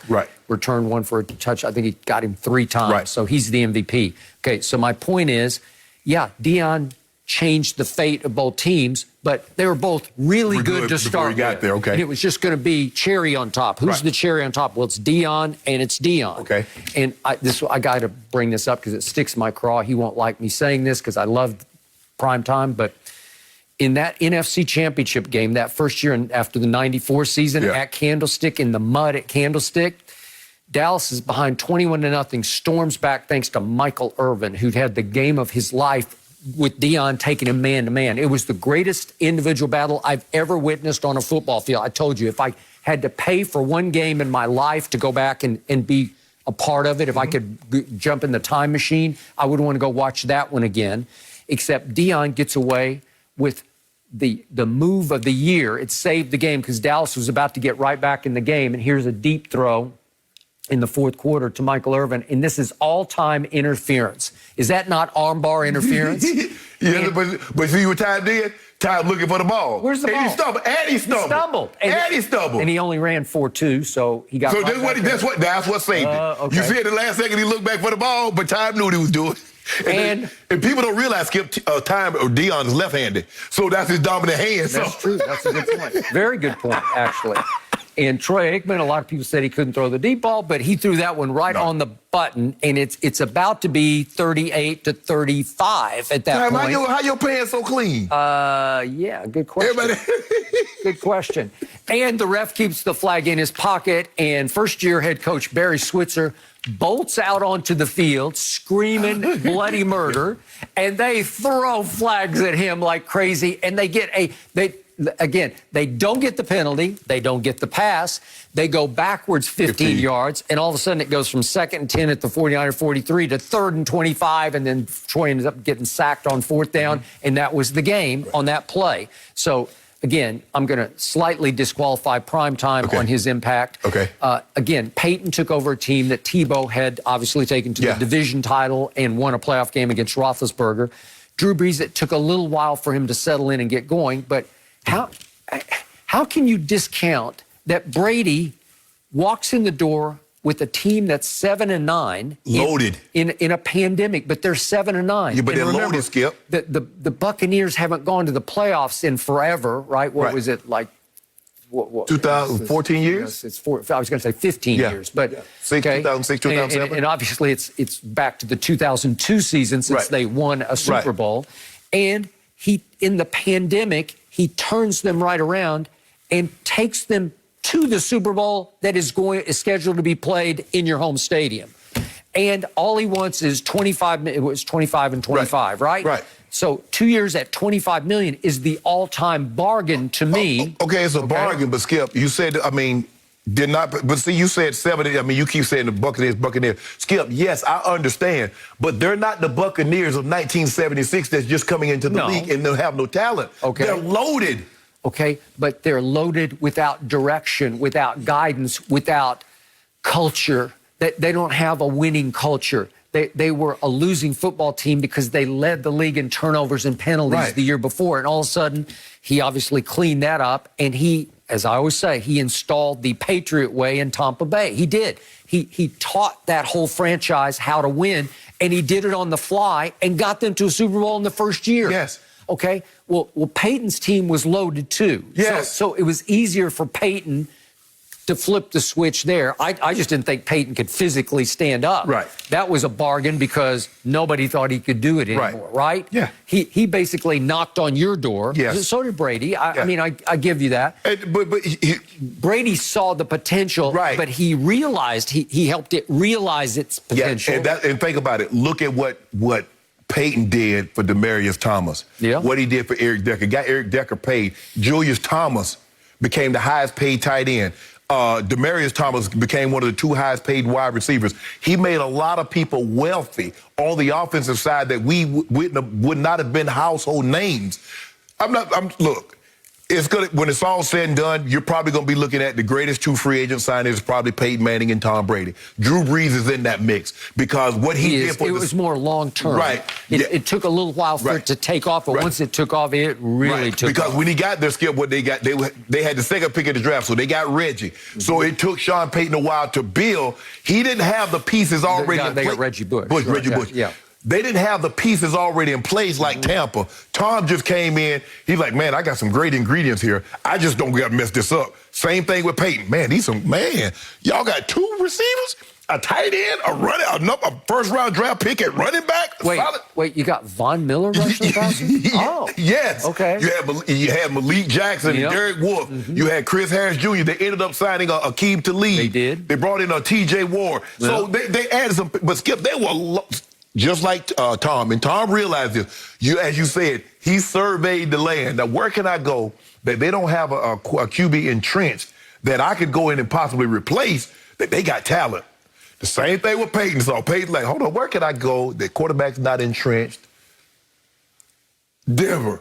Okay, but the one slight advantage Peyton had is that they did win the division the year before, and they won a playoff game against Pittsburgh. Yeah, they were 8-8. Okay, but they did it. At least it felt, you knew how it felt to storm back. Not very many teams can lose the last 4 games, last 3 games, and still win a division. Well, they did, thanks to Tim Tebow. It was Tebow magic. I've never seen anything like it before. Skip, you do realize Jameis threw for 5,200 yards and 30 touchdowns in that offense. Yep, and it got them where? I'm saying what Brady mainly did was do what, Skip? Cut the turnovers in half. Because instead of throwing 30, he threw 30 interceptions, Brady threw 12 or 13, something like that. So that's all you had to do. Okay, what if Jameis had returned this year and Arians had spent the offseason, what there was of it, trying to show him we've got to cut down on the turnovers. Right. We got to clean it up. I don't believe he would have, because Jameis doesn't know anything but that offense, and Bruce is not going to run anything but his offense. Tom could come in and say, B.A., I need a little more motion. I need to be a little bit more play action. I can throw it deep, but that doesn't, every third down and 5 doesn't need to be a deep pass. Okay. We could take a shallow cross and have a guy run and get a first down. We could do that. The difference is all those kids, starting with Mike Evans, Chris Godwin, they're in the locker room putting their stuff on, looking around saying, that's Tom Brady. Let me ask you a question. He's in our locker room. He's in our huddle. Yeah. What you think when they saw Peyton Manning, guy that got 4 MVPs and going to 2 Super Bowls? They're like, and the same thing Brady does. He took those guys out, started throwing with them, tell them where he wanted to be. The thing is, the difference is, Skip, is that when he came in, Peyton ran the meetings. Peyton ran the walkthroughs. Yeah. This is what I want. Up tempo.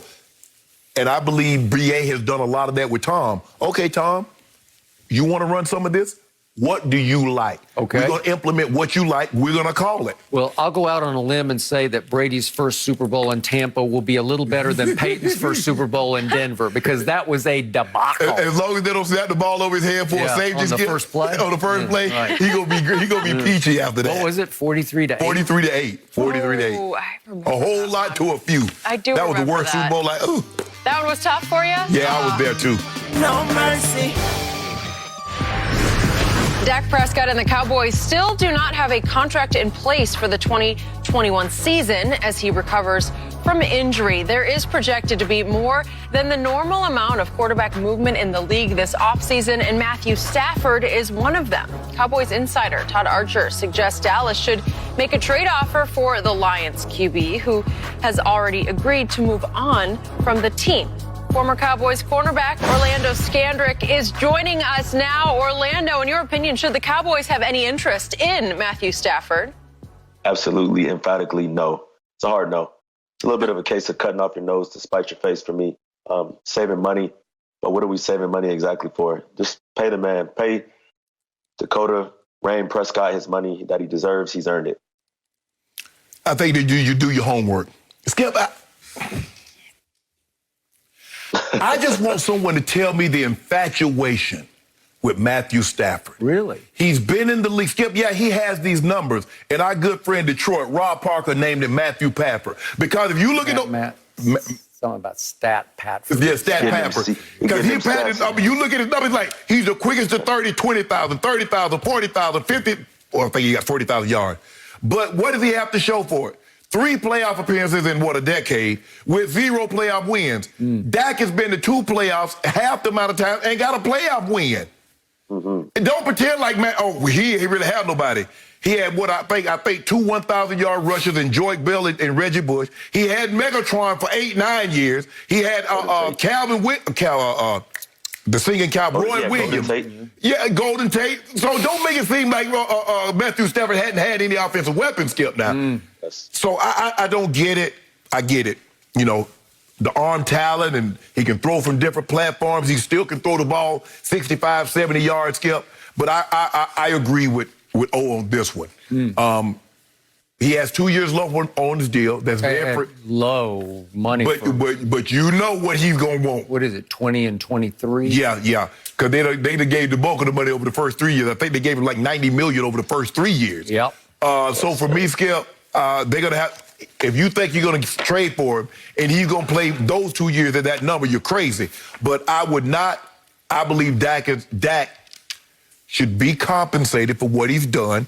But, hey, Cowboys, do your homework, and whatever you decide, I'll support. All right. Before I go, back to you, Mr. Scandrick. I assume you've played against Matt Stafford? I have in the playoff game. In the playoff game. I think he's getting older. I think, Dak's in the prime of his career. Dak is the model citizen. He's the perfect face of your franchise. He has embodied and embraced everything that you talk about being in the Dallas Cowboy, and I think you just reward him. I think there's been several players that have been paid before him, and Ezekiel Elliott, Amari Cooper, and it's just Dak's time. I feel he should be paid. Okay, He's done everything that you've asked him to. How much respect do you have for Matt Stafford's arm? I have a lot of respect for Matt Stafford's arm, but these last few years he's been banged up and hasn't played 16 games. I agree. This is the first time Dak's missed a game. Okay. Here's my lone issue with Dak Prescott. I am the biggest fan, but it feels like he and Jerry have clashed so hard that they've gone over the edge past the point of no return. I just have this sinking feeling they're never going to quite get on the same page because, remember the Yahoo report that we talked again and again about, not this past year, but the year before, after the first 3 games, Dak was just on fire, you said, against garbage opponents, but it was, remember, the Giants in Washington and Miami. They were no good that year. But remember, Jerry said publicly after the opening game, we are imminent. Jerry wouldn't say a deal was imminent unless they had agreed on the money. It was just crossing a few T's and dotting a few I's, and all of a sudden, the new agent, Todd France, said, April Fool's, Jerry, we want more money. I don't know exactly how much they demanded. I'm pretty sure it was in the low 40s because they knew that Mahomes was going to get mid 40s, if not more, and that Deshaun was going to get up into the 40s. And they wanted at least in those ballparks.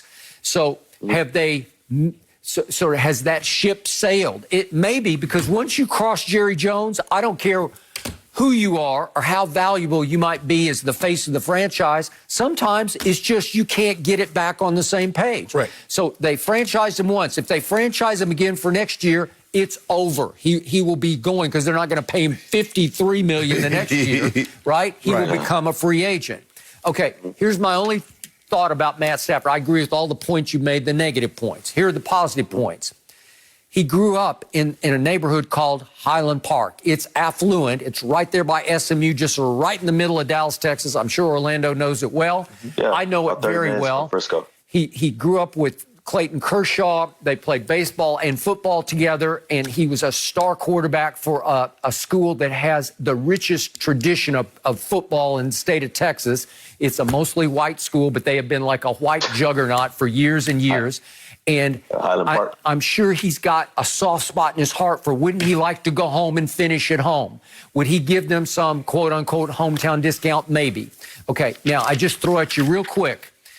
Earlier this year on his weekly TV radio gig that he does, Aaron Rodgers, he raved about Matt Stafford out of the blue. He brought him up unannounced because they were talking about no-look passes, and he said, hey, the guy the dude, he said, who doesn't get enough credit is that number 9 in Detroit. He throws it in ways that people don't talk about enough. He'll throw it any way from any arm angle, no look, underarm, sidearm, whatever he's going to do. He throws those passes. And then just the other day, Bruce Arians raved about Matt Stafford. I couldn't believe it. Bruce Arians said he's one of the few, first he said he's one of my all-time favorite guys, tough as nails, and that team knows it. He's one of the few quarterbacks I go out early to watch warm up, just to watch him throw the football, because he said he's been one of the top 4 or 5 guys, and he's talking about throwing the football since he walked in the door in this league. Okay, well, don't underestimate his ability to throw it. To me, he's a better passer than Dak. Is he a better leader, a better winner? Well, to your point, no. Right. But can he spin the football? Oh, he can spin. He can spin the football, and he throws a lot of wins away too, doesn't he? Oh. Absolutely, but turns the ball over a lot. But let's just don't even overthink this thing. Dak Prescott in his mid-20s, Matthew Stafford going into his mid-30s. Well, he's 33. And I sat in an office with Stephen Jones before, and he told me when we talked about a contract, he said we're not going to cut any corners. We know it's no cutting no corners and saving no money. We're going to use all the money that we have, to build the best team that we can to compete for a Super Bowl. I think this will be cutting a corner. I think you taking him, this will be cutting a serious corner, and this will set your franchise back for a long time. And you didn't give Zeke Elliott $100 million or $90 million to cut corners. You didn't give Amari Cooper $100 million to cut corners. You just need to get the deal done, pay this man. And the Dallas Cowboys and Jerry Jones and Stephen Jones have never lost a player that they want to keep, ever. Yeah, the reason why Brady can play late into his career is that, with the exception of 2008, Brady never missed any time. Nope. He had no ticky-tack injuries. If you have ticky-tack injuries in your early 30s, how much? It's only a matter of time. You can't just keep having these injuries, missing time, and then all of a sudden, like, you know what? For the next 4 or 5 years, he's going to be totally healthy. Okay. Absolutely. Okay, is it possible that Matthew Stafford has been somewhat a victim of a sad sack franchise in Detroit that couldn't protect him or put enough help around him? Absolutely, but he's a loser. Leave him where he's at. We don't want him, Skip. Whoa, hold on. You keep on talking about sad sack. What about the Cowboys? What have the Cowboys been in the last 25 years? Dak won a playoff game. Oh, you hear him on? Now Dak won a playoff game. He just talked about Matthew Stafford spinning the ball, how B.A. said he could throw it, Aaron Rodgers. I just hope that it's not over with Dak Prescott. He just signed with Anheuser-Busch and went right in the face of Jerry Jones because the official beer of the Dallas Cowboys is Coors. Well, maybe he didn't want to drink the banquet beer. Okay. Maybe he wanted Anheuser-Busch. I don't know, but it feels like they've gone to war. Maybe he got some backdoor. Maybe he got a little backdoor deal with Anheuser-Busch since the Cowboys. That's gonna make up for that $42 million. Yeah, maybe he liked Clydesdale. Maybe they promised him a Clydesdale, Skip. I don't know. I don't either. But I just want this over. I'm with you. If I have my choice, I'm taking Dak. But if you somehow convince me that it's never going to get done, that it's never going to be right, that they'll never have a middle ground in this negotiation. It's only gone on for 2 years. Right? Right. Well, what's plan B? I'll take Stafford as a plan B. Plan B is get a new quarterback. I can't. You don't say I'm going to get this. Skip, you didn't say I'm going to get this Bentley, and then if I couldn't get this Bentley, I'm going to go ahead and get this Ford Taurus. Yeah, you ain't cut no corner with me. With Ernestine. Hey, Ernestine saying, Skip, can I get a Bentley? Well, if I don't get a Bentley, what about a Chrysler Sebring? Oh, what? You want to get out of my face? Skip, Ernestine wasn't going for that. Exactly. No, she wasn't. But by the way, that phrase from Stephen Jones about I'm not cutting corners, it had double meaning because I think he did cut a corner. He cut you, right? Eventually. Oh no!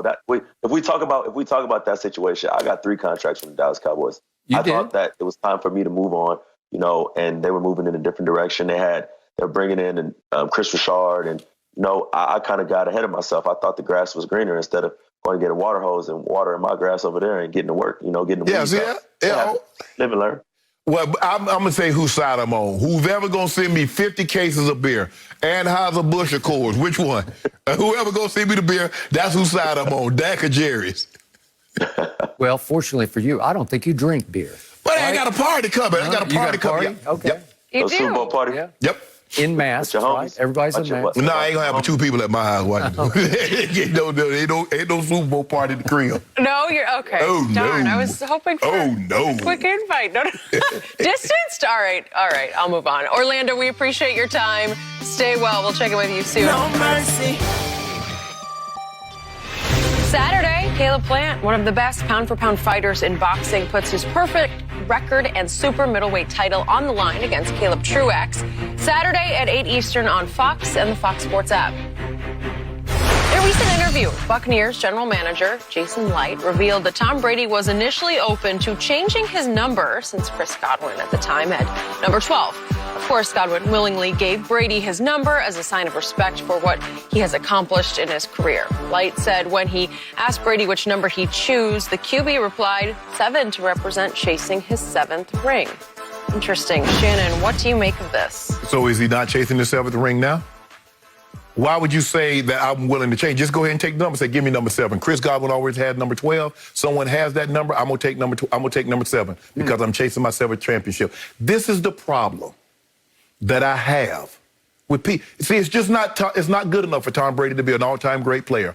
Historically great. Arguably, you want to say he's the best? Okay, fine. I'm not going to fight you on that one today, Skip Bayless. You want to say Tom Brady's the GOAT? Tom Brady's the GOAT. That's not good enough. Tom Brady was willing. Now, name the quarterback, the historically great quarterback that's transferred teams and not gotten the number that he was known for. When Peyton Manning left Indy and came to the Broncos, they took Frank Chapuka's number out of retirement. When you look at Joe Montana when he went to Kansas City, they gave him that. When Drew Brees left, Montana, Unitas, name the historic, Brett Favre, he got 4 in the Jets, he got 4 at Minnesota. They give them guys that number. Chris Godwin's going to give up that number if Tampa had to go to him and say, bro, we give you $500,000, we give you $1 million, but give me that number. Because if you don't think Chris Godwin got something for that number, you're fooling yourself. But that's neither here nor there, Skip. That's not what we're talking about. All I'm saying is, Skip, is that it's okay for Tom Brady to be a great football player. Stop making it seem like he does everything, that he's perfect. That's the problem that I have in this situation. That didn't even need to be mentioned. You know good damn well you was going to take 12 off Chris Godwin's back and give it to Tom Brady. Oh, man, Tom Brady, you going to come here and all you want is number 12 and $25 million? Stop this. Stop it. If Tom Brady wanted his number 7 and 12 was not an issue, he would have taken 7. Because guess what? When I went to Baltimore, I wanted 84. Jermaine Lewis, I was like, bro, what you want for 84? He's like, man, I'm making a name for myself in this number. I was like, cool, no big deal. I take 82. Hell, it ain't the number. It's the you know what in the number. I told you just like that, but it's all good. So there was no price that you could have paid for that number? I did. Well, the only number, I wanted an even number. Freaky Frank Ringwright had 82. I bought him a bass boat, got him up out the number. Bought him a bass boat? I did. Huh. Really? I did. Made of money. was old Shay Shaw. I had just signed, a big contract, high played tight end in the NFL. I wanted number 82. And I just Skip, I wouldn't feel, could I have just gotten the number? Because I had already told me I could have got Jermaine's number if I'd have wanted it. But I was like, nah, that's your number, you want to keep it. Frank, what you want? He's like, hey, I just give it to you. I said, nah, bro, I ain't going to take your number. I ain't finna come in big time you. Hey, what if I buy you a boat? He was a fisherman. I said, what if I buy you a boat? No problem. Bought him a boat. Okay. Was it a rowboat? No, it was I guess, what the fishing boat they be fishing with, Mike Iaconelli and Kevin Van Dam, they be fishing in. One of those bass boats. He had a nice little, I think, an Evan Rude or Johnson on the back, 150. Okay. So, Shannon Sharp, on a daily basis, I have to keep asking you this question. Yeah. Why do you continue to doubt this man to your detriment? You every day, it's nothing but negativity about Thomas Edward Patrick Brady Jr. You continue, whatever the story is, oh, I don't buy that. I don't believe this. But what did we find out, Skip? Even when you said, well, when we've critiquing him, oh, he doesn't even mind it. And then come to find out Tom Brady was upset that some of the things that Bruce Arians was saying publicly. All I'm saying, Skip, is that the man is human. That's it. Y'all try to make it like he's devoid of human emotions. Like he doesn't feel anything. Like, okay, yep, that's fine and good. No, but that's not the case. That's all I'm saying. Okay, all I'm saying is, this man is shattering and has shattered the mold of what you view a superstar quarterback to be. He's actually a really good guy with a big heart. I know that doesn't go together with cutthroat competitor, but he is. I think he's a great teammate and a great leader who understands the rhythm of a locker room, that you can't walk in the door of a brand new team at age 43, even being the GOAT. You can't walk in the door and Bigfoot him like that. You can't just step on Chris Godwin, who made the Pro Bowl last year, and say, sorry, I'm the GOAT. That number is mine. Tom Brady made 14 Pro Bowls, has 6 Super Bowls. Yes, you can. And Tampa would have done that. And that's my... How would that make a primary target feel? Somebody who's going to have to be your football field soulmate. Chris Godwin. Listen, Chris Godwin has made a bunch of big catches for this team. But you told me that he was willing to sacrifice. If that meant getting Tom Brady and the small price I have to pay is to give up my number, I'm cool with that. Okay, well, that's what he immediately volunteered back to Brady. You're Tom Brady. I don't need anything. I don't think he asked for a penny in return. He willingly, quickly said, give me 14. He's Tom Brady. But my thing was, Skip, if that's what he wanted, if he wanted number 7, just take 7. Why not just take 7? Okay, well, he had a fallback plan, and I thought it was really cool. He told Jason Light, according to Jason, you can poo-poo it all you want, but according to Jason, he just said, hey, I'm cool with 7. 7? Why? I was thinking your guy, John Elway. No, he's not. He didn't want to be John Elway. Right. Oh, I'm going for my 7th Super Bowl. Well, then next year he'd wear 8. Exactly. And next year he'd wear 9. So now you realize the foolishness and how ridiculous that's not foolish. That's cool. So when he's chasing 8, he's going to chase the number 8. So now he's going to be Steve Young.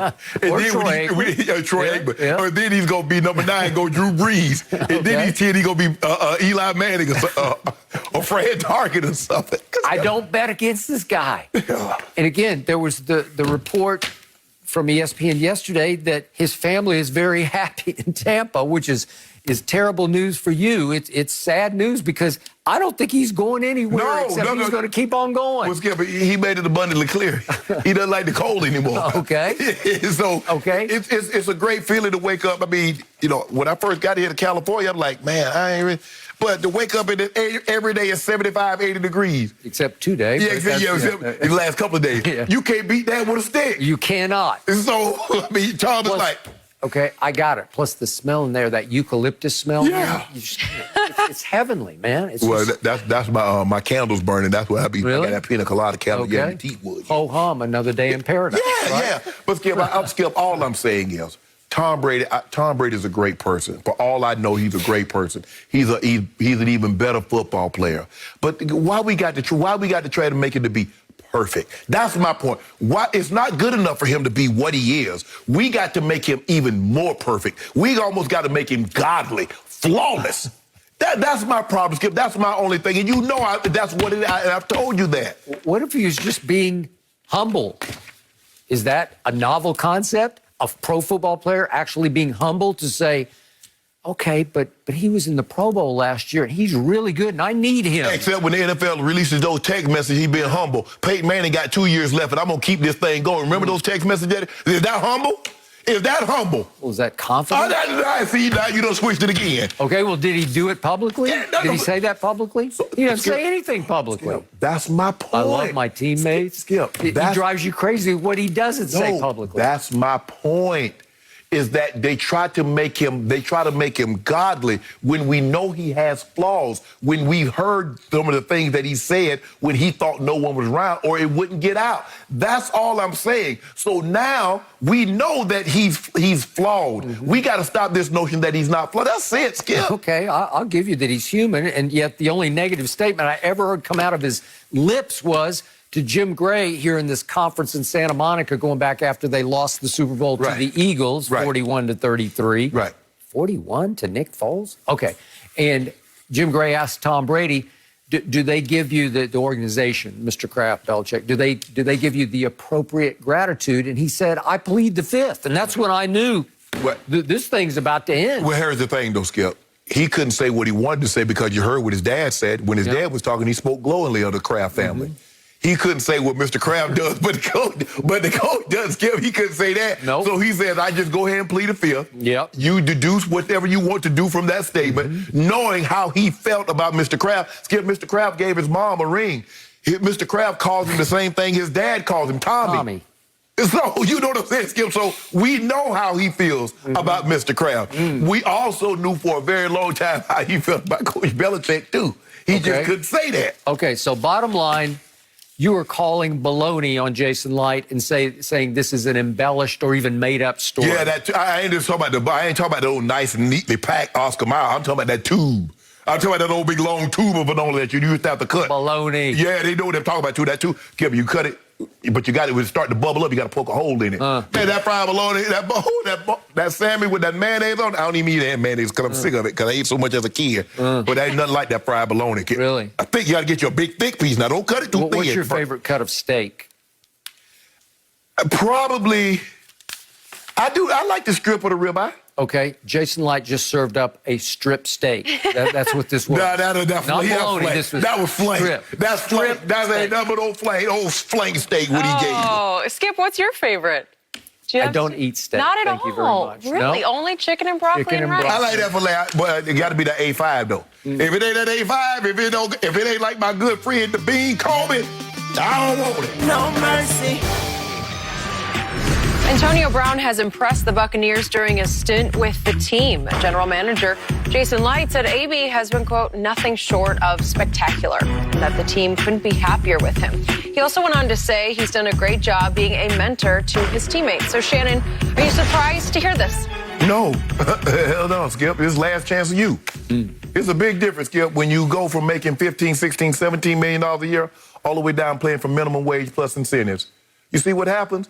Antonio Brown had to realize you cannot do what you want to do. The NFL was never going to play by AB rules. But he had to find that out the hard way because he did. He started to believe that he could do whatever he wants. He could behave in a manner that only AB could do. And because he's so supremely talented, he could get away with it. Okay. And what's the old saying, Skip? Production intolerance. And more times than not, your workplace will tolerate you until they can replace you. When the Steelers could replace him, bye. The Raiders said, we can replace you, bye. New England said, we're going to replace you, bye. And then all of a sudden, you're out there on the street. And all of a sudden, when you're in the NFL, Skip, you tweeting stuff and you're getting 150,000, 200,000 likes. Now, all of a sudden, you're not in the NFL. You're getting 5,000 likes. Ain't nobody watching your videos. Ain't nobody watching you on IG Live. I wonder why. You start to realize, I'm a football player. People like me because I do football-related things on the football field. Me being at home in my dressing room or in my home or on a practice field, that ain't doing nothing. That don't pay no bills. Let me be on my best behavior. Let me be professional. You can be a professional and not be professional. AB had to learn that the hard way. I think he learned his lesson, Skip. because anything is better than nothing. He was out there in the streets making nothing. Yep. At least he's making minimum $1 million plus incentives. He learned the hard way. Good for him. I'm happy for it. I'm happy for him, happy for the Buccaneers, happy for their new quarterback. But this is turning into the Jason Light show, and I never saw that coming. He's not the biggest fan of mine, but in this case... What'd you do? I don't know. You did something. You do He know. blasted me for something the other day. He said... The other day? I mean, it was earlier this year. I have no idea. I don't really care. But I do care about Antonio Brown and his place in the NFL universe. And we have talked and talked and talked ourselves to death almost about all of his off-field issues. And we don't have time on this show for either of us to detail all the things he's been through in his fairly brief NFL career. But all I know is that the head coach of this team dug in and said, no. Right. Not a fit in this locker room. And the new quarterback said, yes, we'll make it work. Right. If I have to, I'll make it work. And I don't know exactly how Brady pulled this off, but he is pulling it off. Do I buy everything Jason Light said about Antonio? It's hard. You had issue with him about this number 7 story. Okay, I'm going to take some issue with this one because he went all the way to say that all of a sudden AB's turned into a mentor for his young players to the point, I'm going to read the quote, that he's talking to Leonard Fournette on the sideline saying, hey, be patient. Your time will come. Be a team player. Well, like the last guy in the world I thought would say that to anybody would be AB, right? Yes. Last seen publicly, he was on Hard Knocks going back to early last year, and you remember what happened, right? It ended about as badly as it's ever ended for anybody with a football team. Right? Well, I think the thing is, Skip, he gets an opportunity to speak from firsthand knowledge. Okay, Leonard Fournette, you keep on talking about your time, then all of a sudden you're going to be on the street. See, that's how I was. I was a very selfish player, and I had to realize a team involves more than one, not just AB. Leonard, you got to understand, this is a team. We're trying for... Yeah, I know you want to run the football. You want to get 1,000 yards, but your 1,000 yards, I'd rather you have 500. We get to it and win the Super Bowl as opposed to you having 1,000 yards and we don't get to that destination. Okay. And AB had to realize that because for the longest time, 100-plus catches, 1,300 yards, and double-digit touchdowns was what defined Antonio Brown. All that other stuff, he didn't care nothing about winning no championship. And he would sabotage his own team for his own well-being. He would. And yet, remember what Gruden yelled at him when he first hit the practice field with his new team, the Raiders. 84, you're going to lead this league in energy. That's the greatest thing about AB. He loves to practice. Right. He just loves to be around ball. He just wants to play football, practice, or game. Right. And yet, let's keep this in perspective. Tom Brady said, I'll make this work. But how did he help make it work? I told you, I used this earlier in the show, but AB's been there for 8 regular season games, the back half of the year. Through those 8 games, Mike Evans was targeted 63 times, AB 62 times, and led the team in catches over the back half of the season. Well, okay, that's one way to do it. And plus, Tom Brady is not a dummy now. He knows Mike Evans is the number 1 receiver on that team. Now, even though he might have not had the most catches, he keeps track of those targets. Well, he is throwing me the ball. A couple of them I got interfered with, a couple of them I dropped. So at least he's throwing me that. But he also understands, in order to keep AB happy in his place, I got to make that he feel that he's being used. He's valuable. Believe you so do. that's what that's what the really good quarterbacks can do. And AB understands. Guess what else is, Skip? AB is a free agent. He goes down there and book. Who's touching AB? Nobody. It'll be the end of the line. Hold on. Tom Brady vouched for you. Yep. It's just like when Peyton Manning. Now, Peyton Manning vouched for Adam Gase. He got 2 head coaching jobs, and now he's the OC, about to be the OC in Seattle. When those guys vouch for you, there's something to be said about that. Now, he vouched for you, gets you in Tampa. You act the fool down there. It's over, bro. He knows that. AB knows that. Remember, he didn't just vouch for you. He invited you to come live with him and his family until you get your place. And he did the same thing in Foxborough for that minute that AB was a Patriot. I get you saying it's kind of like LeBron. LeBron vouched for JR. And he vouched for Dwight Howard. Dwight didn't have any of those problems that he normally have, shooting the ball from half court and doing all that crazy stuff. Like, okay. And Dwight turned it and parlayed that, got another deal, playing well for the Sixers. Yep. But Nah, AB understood what this was last chance you. I messed this up. Nobody else is going to touch me. So let me, stay on the straight and narrow. I get an opportunity to play for a team that's going to be in Super Bowl contention, I believe, especially with Brady. Now he's played in the Super Bowl. 2 weeks, knee recovers. He's going to get an opportunity to play in another Super Bowl.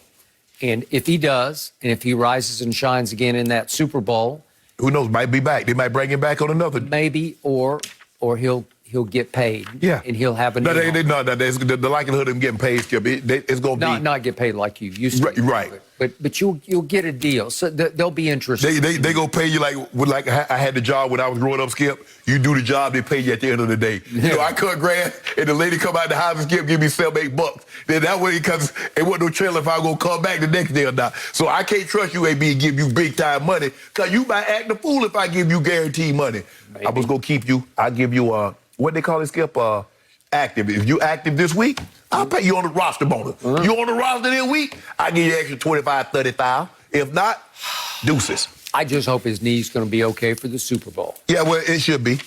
Should be. And I'm happy that we're finally having such a positive AB story, really. Yes, I mean, considering the last couple months and some of the tough conversations we had to have about him, I'm glad it is working out with the Bucs, with Tom Brady. I love the leadership angle, so I'm hopeful that that's the direction he's going, guys. No mercy. Saturday on Fox, third-ranked Villanova continues their fight for the top spot in the nation as they take on Big East rival Seton Hall. It all tips off at 2:30 on Fox and the Fox Sports app.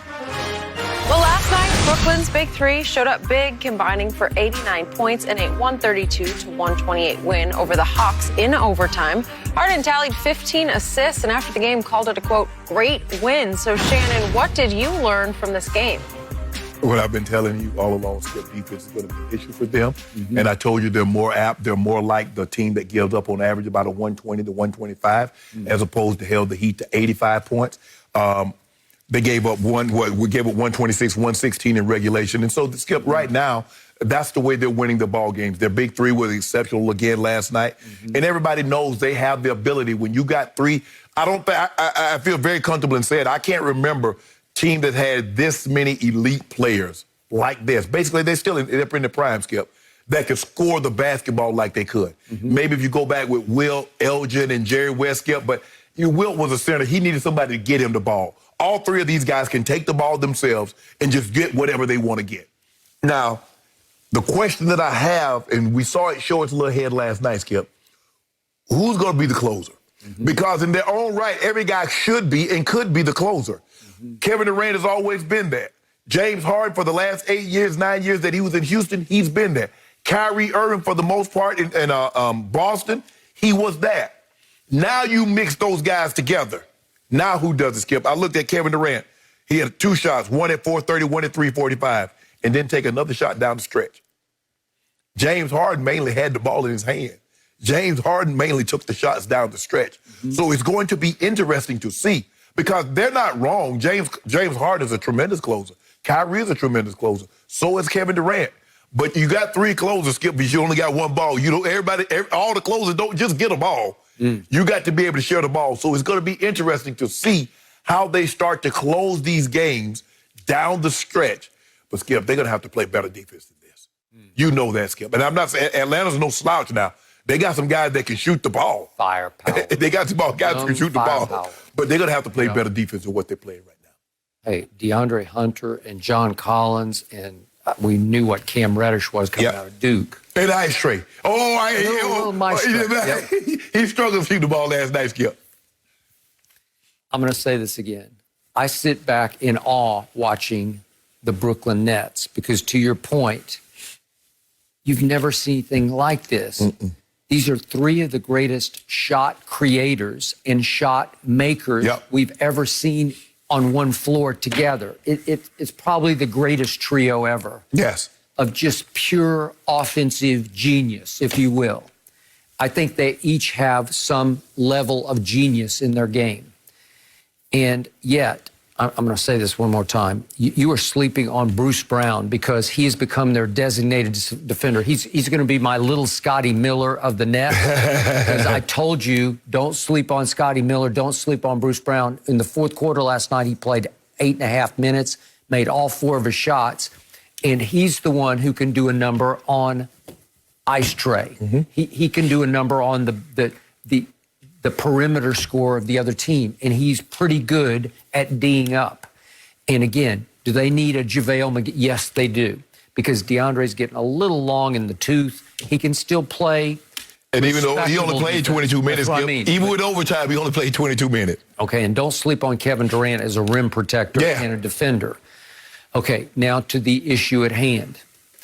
I gave kudos to your Lakers because they ran a play to get the lead at the end of the game, and it was beautiful basketball to watch. And maybe LeBron called in the huddle, like you said. He called timeout because he said he didn't like the way it was setting up. Right. We got to talk this over. We got to run a play, and they got a bunny, basically, for AD. AD going to the rim. Flashed across the paint, and LeBron hit him right in stride with a bounce pass, and here you go. Okay, so the Nets down the stretch.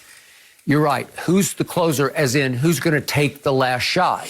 Well, the wrong guy took the last shot last night at the end of regulation because there's dribble, dribble, dribble. Where have I seen this before? Dribble, dribble, dribble, step back, contested three, back iron. No good. And you see Kevin Durant and Kyrie. Kevin picked for him, but then he wanted the ball back, and Kyrie just kind of stood over in the corner like, I'm open. Everybody just stayed around watching. I just got it. Oh, that was Jeff Green, actually. But the point is, that's the last guy I want taking that shot. Option number one needs to be the best player on the planet. Right. I'm sorry, that 7-foot monster needs the basketball. Because, Skip, the thing that you do, reason why, look, I wouldn't have a problem with KD or Kyrie because both guys, not only can they shoot the three, but they can get to the mid-range. When is the last time you saw James Harden shoot a mid-range shot? He either, Skip, it's step back three or it's to the basket. Right. He's capable, but he just doesn't do Exactly. it. Right. So in situations like that, I want a guy that if you stop me from getting to all the way to the rim, I'm going to step up and pull up and shoot the jumper on you. KD and Kyrie are very capable. Yep. Once James Harden got cut off from getting to the rim, I already knew what he was going to do. He's going to step back. Okay. So I didn't need dribble, dribble, dribble. I needed some semblance of an idea of we're going to get Kevin the basketball. You got 3 dribbles. You didn't need dribble, dribble, dribble, dribble, dribble, dribble. Dribble, dribble, dribble, dribble, dribble, dribble. I need a play call for Kyrie. Let him isolate him. Let him dance on somebody because he's hard to deal with. Or do what Tobias Harris and them did to the Lakers. Run a high pick and roll. Put somebody in the pick and roll. Okay.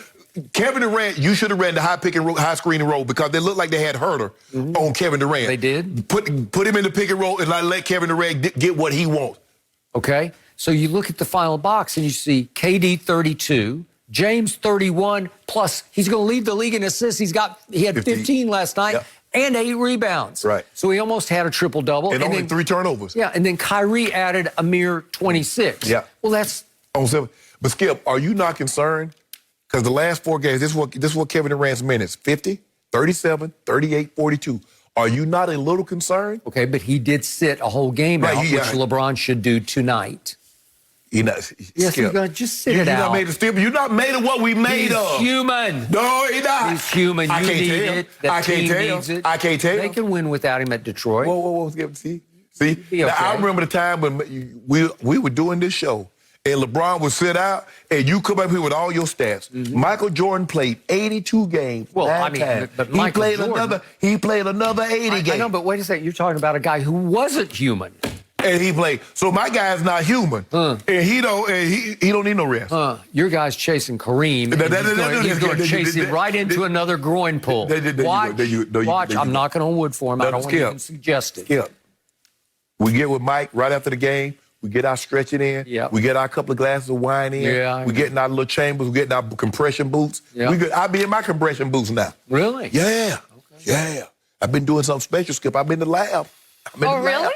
I actually wanted to get some compression boots for myself, although I can't say I'm training as hard as Shannon is. But I hear they're so helpful. We'll have to see. Yeah. Could you hook me up with some, Shannon? That would be great. Yeah. They're pretty expensive. They're nice. I want to get back to the Texans, who've reportedly hired Ravens passing game coordinator David Culley as their next head coach. Earlier in the show, Shannon, you said that your source told you Deshaun was unhappy and had asked Houston for a trade. That story is now getting a lot of traction from several reporters. So, Shannon, how do you think this will all play out?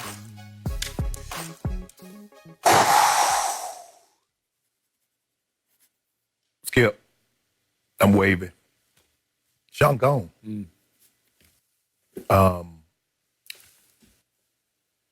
He doesn't trust Cal McNair. He doesn't like the direction that the organization is going in. He doesn't like the culture of the organization. And like, as I said before, my sources told me that Deshaun is willing to play hardball, if necessary, to get out of Houston. It's as simple as that. Now, the requests were made. We want out. Now, you could say, oh, we're going to see, we'll hire this guy, and maybe it's somebody he likes, and he'll come back. I was told there's not a hire that they can hire now that would make Deshaun change his mind. Yep. His mind is made up. When you did what you did, when you promised him that you would keep him into the loop of what was going on, and then you did not do that, and then when he pitched a fit about what you were doing, then you circled back and started looking at minorities. He says, I can't trust you because you gave me your word in the beginning. You went against your word. I get upset. So what's to say, Skip, in the future? You says, okay, Deshaun, this is the way we going to do it. What's going to say that you won't do that again? You lied before, you'll lie to me again. So Deshaun is done with this situation. Now, the thing now, what can they extrapolate from teams? Knowing that Deshaun Watson won't out, knowing that he's not going back, knowing that he's willing to play hardball in order to get out. Yep. That is the question. Deshaun Watson is not going back to Houston. First, kudos to you. You've been way ahead of this curve and ahead of this story and all over it, ahead of the pack. Yes. So I appreciate that, and I thank you for that. It now feels like Deshaun dug in on this, according to you, even before this bombshell hire, this out-of-nowhere left field hire came last night of a David Culley. And as I told you earlier, the only reason I know David Culley is because he played quarterback for my school, Vanderbilt, was an assistant there briefly.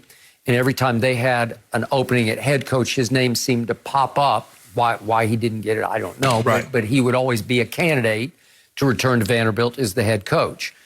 And I did read a report last night that David Culley, as a coach on the Ravens staff, obviously, helped coach Deshaun in last year's Pro Bowl, and that they hit it off or they clicked. But clearly, Deshaun is already out. It transcends who the head coach is. And by the way, David Culley is African-American, so at least for what it's worth, the Texans did hire the only African-American head coach in this hiring cycle. Right. It's the last job available of the 7 jobs, and they did hire African-American. But, Skip, if I can't trust you, the coach has a little consequences to the owner. No. The owner's going to do what he wants to do, and I no longer trust you. What did him in was the executive position, the hiring of Nick Caserio as the GM, after the search firm that you paid millions of dollars to came up with 2 possible minority candidates, and you said no to both and went back to the well in New England to hire Nick Caserio. And the guy, what you said, Easterby? He's the source of the contention. Yeah, he's the top executive beneath Cal McNair, the son of the late. Those 2 aren't going anywhere. So Deshaun says, since y'all not going anywhere, I'm going to pack my bags. I leave. Okay. It's going to have to get ugly because I'm assuming that the Texans will play hardball back. Oh, yeah. They're pretty, listen, I give it just a matter of time. They're going to start leaking information, info, if they haven't already. And that's the way you have to approach it. Skip, I remember I was growing up and my aunts would get upset with my grandfather. He'd say, look, you staying in my house, you're going to come in at this time. And they would grumble and grumble. My grandfather would say, don't grumble and stay. Grumble and leave. He said, don't tell me what a mofo and an SOB I am in my house. Deshaun Watson says, you know what? I'm not going to grumble and stay right here. No. Easterby and Cal McNair, you're not going. I won't grumble and leave.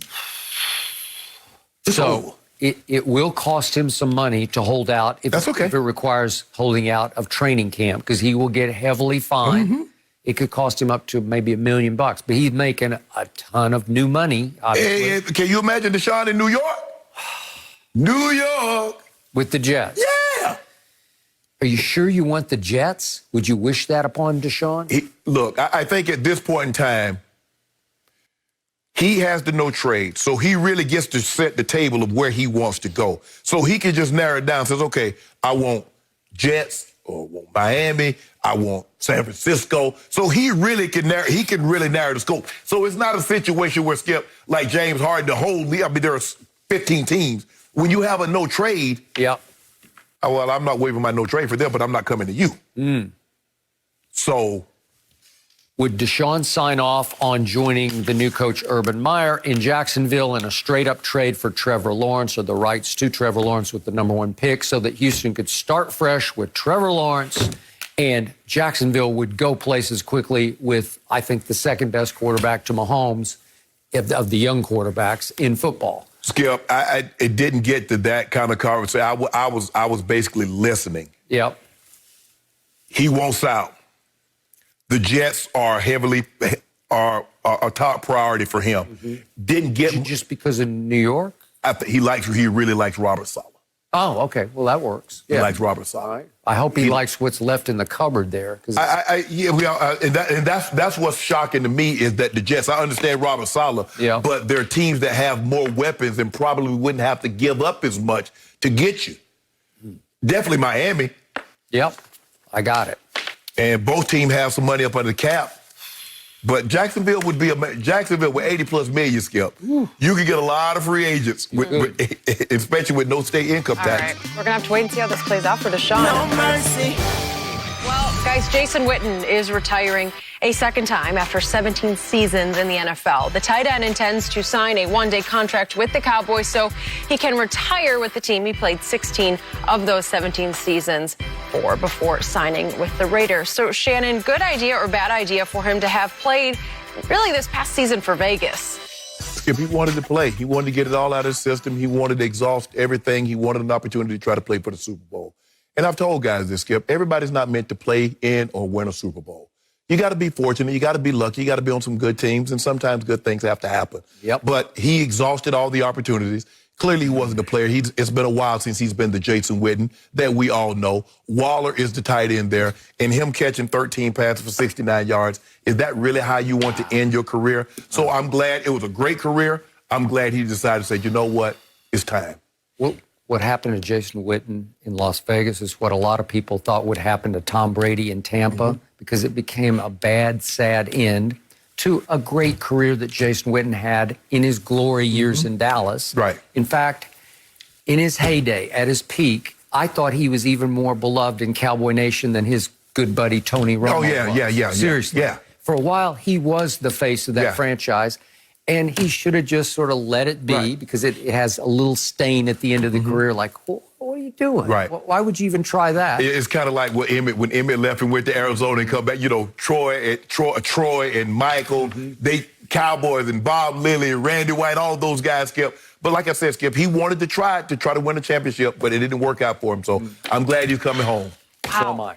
Can't next stop, bro. Seasons. Congrats to Jason Witten. Good stuff today, guys. That's it for Undisputed. We're back same time tomorrow morning. Have a good one.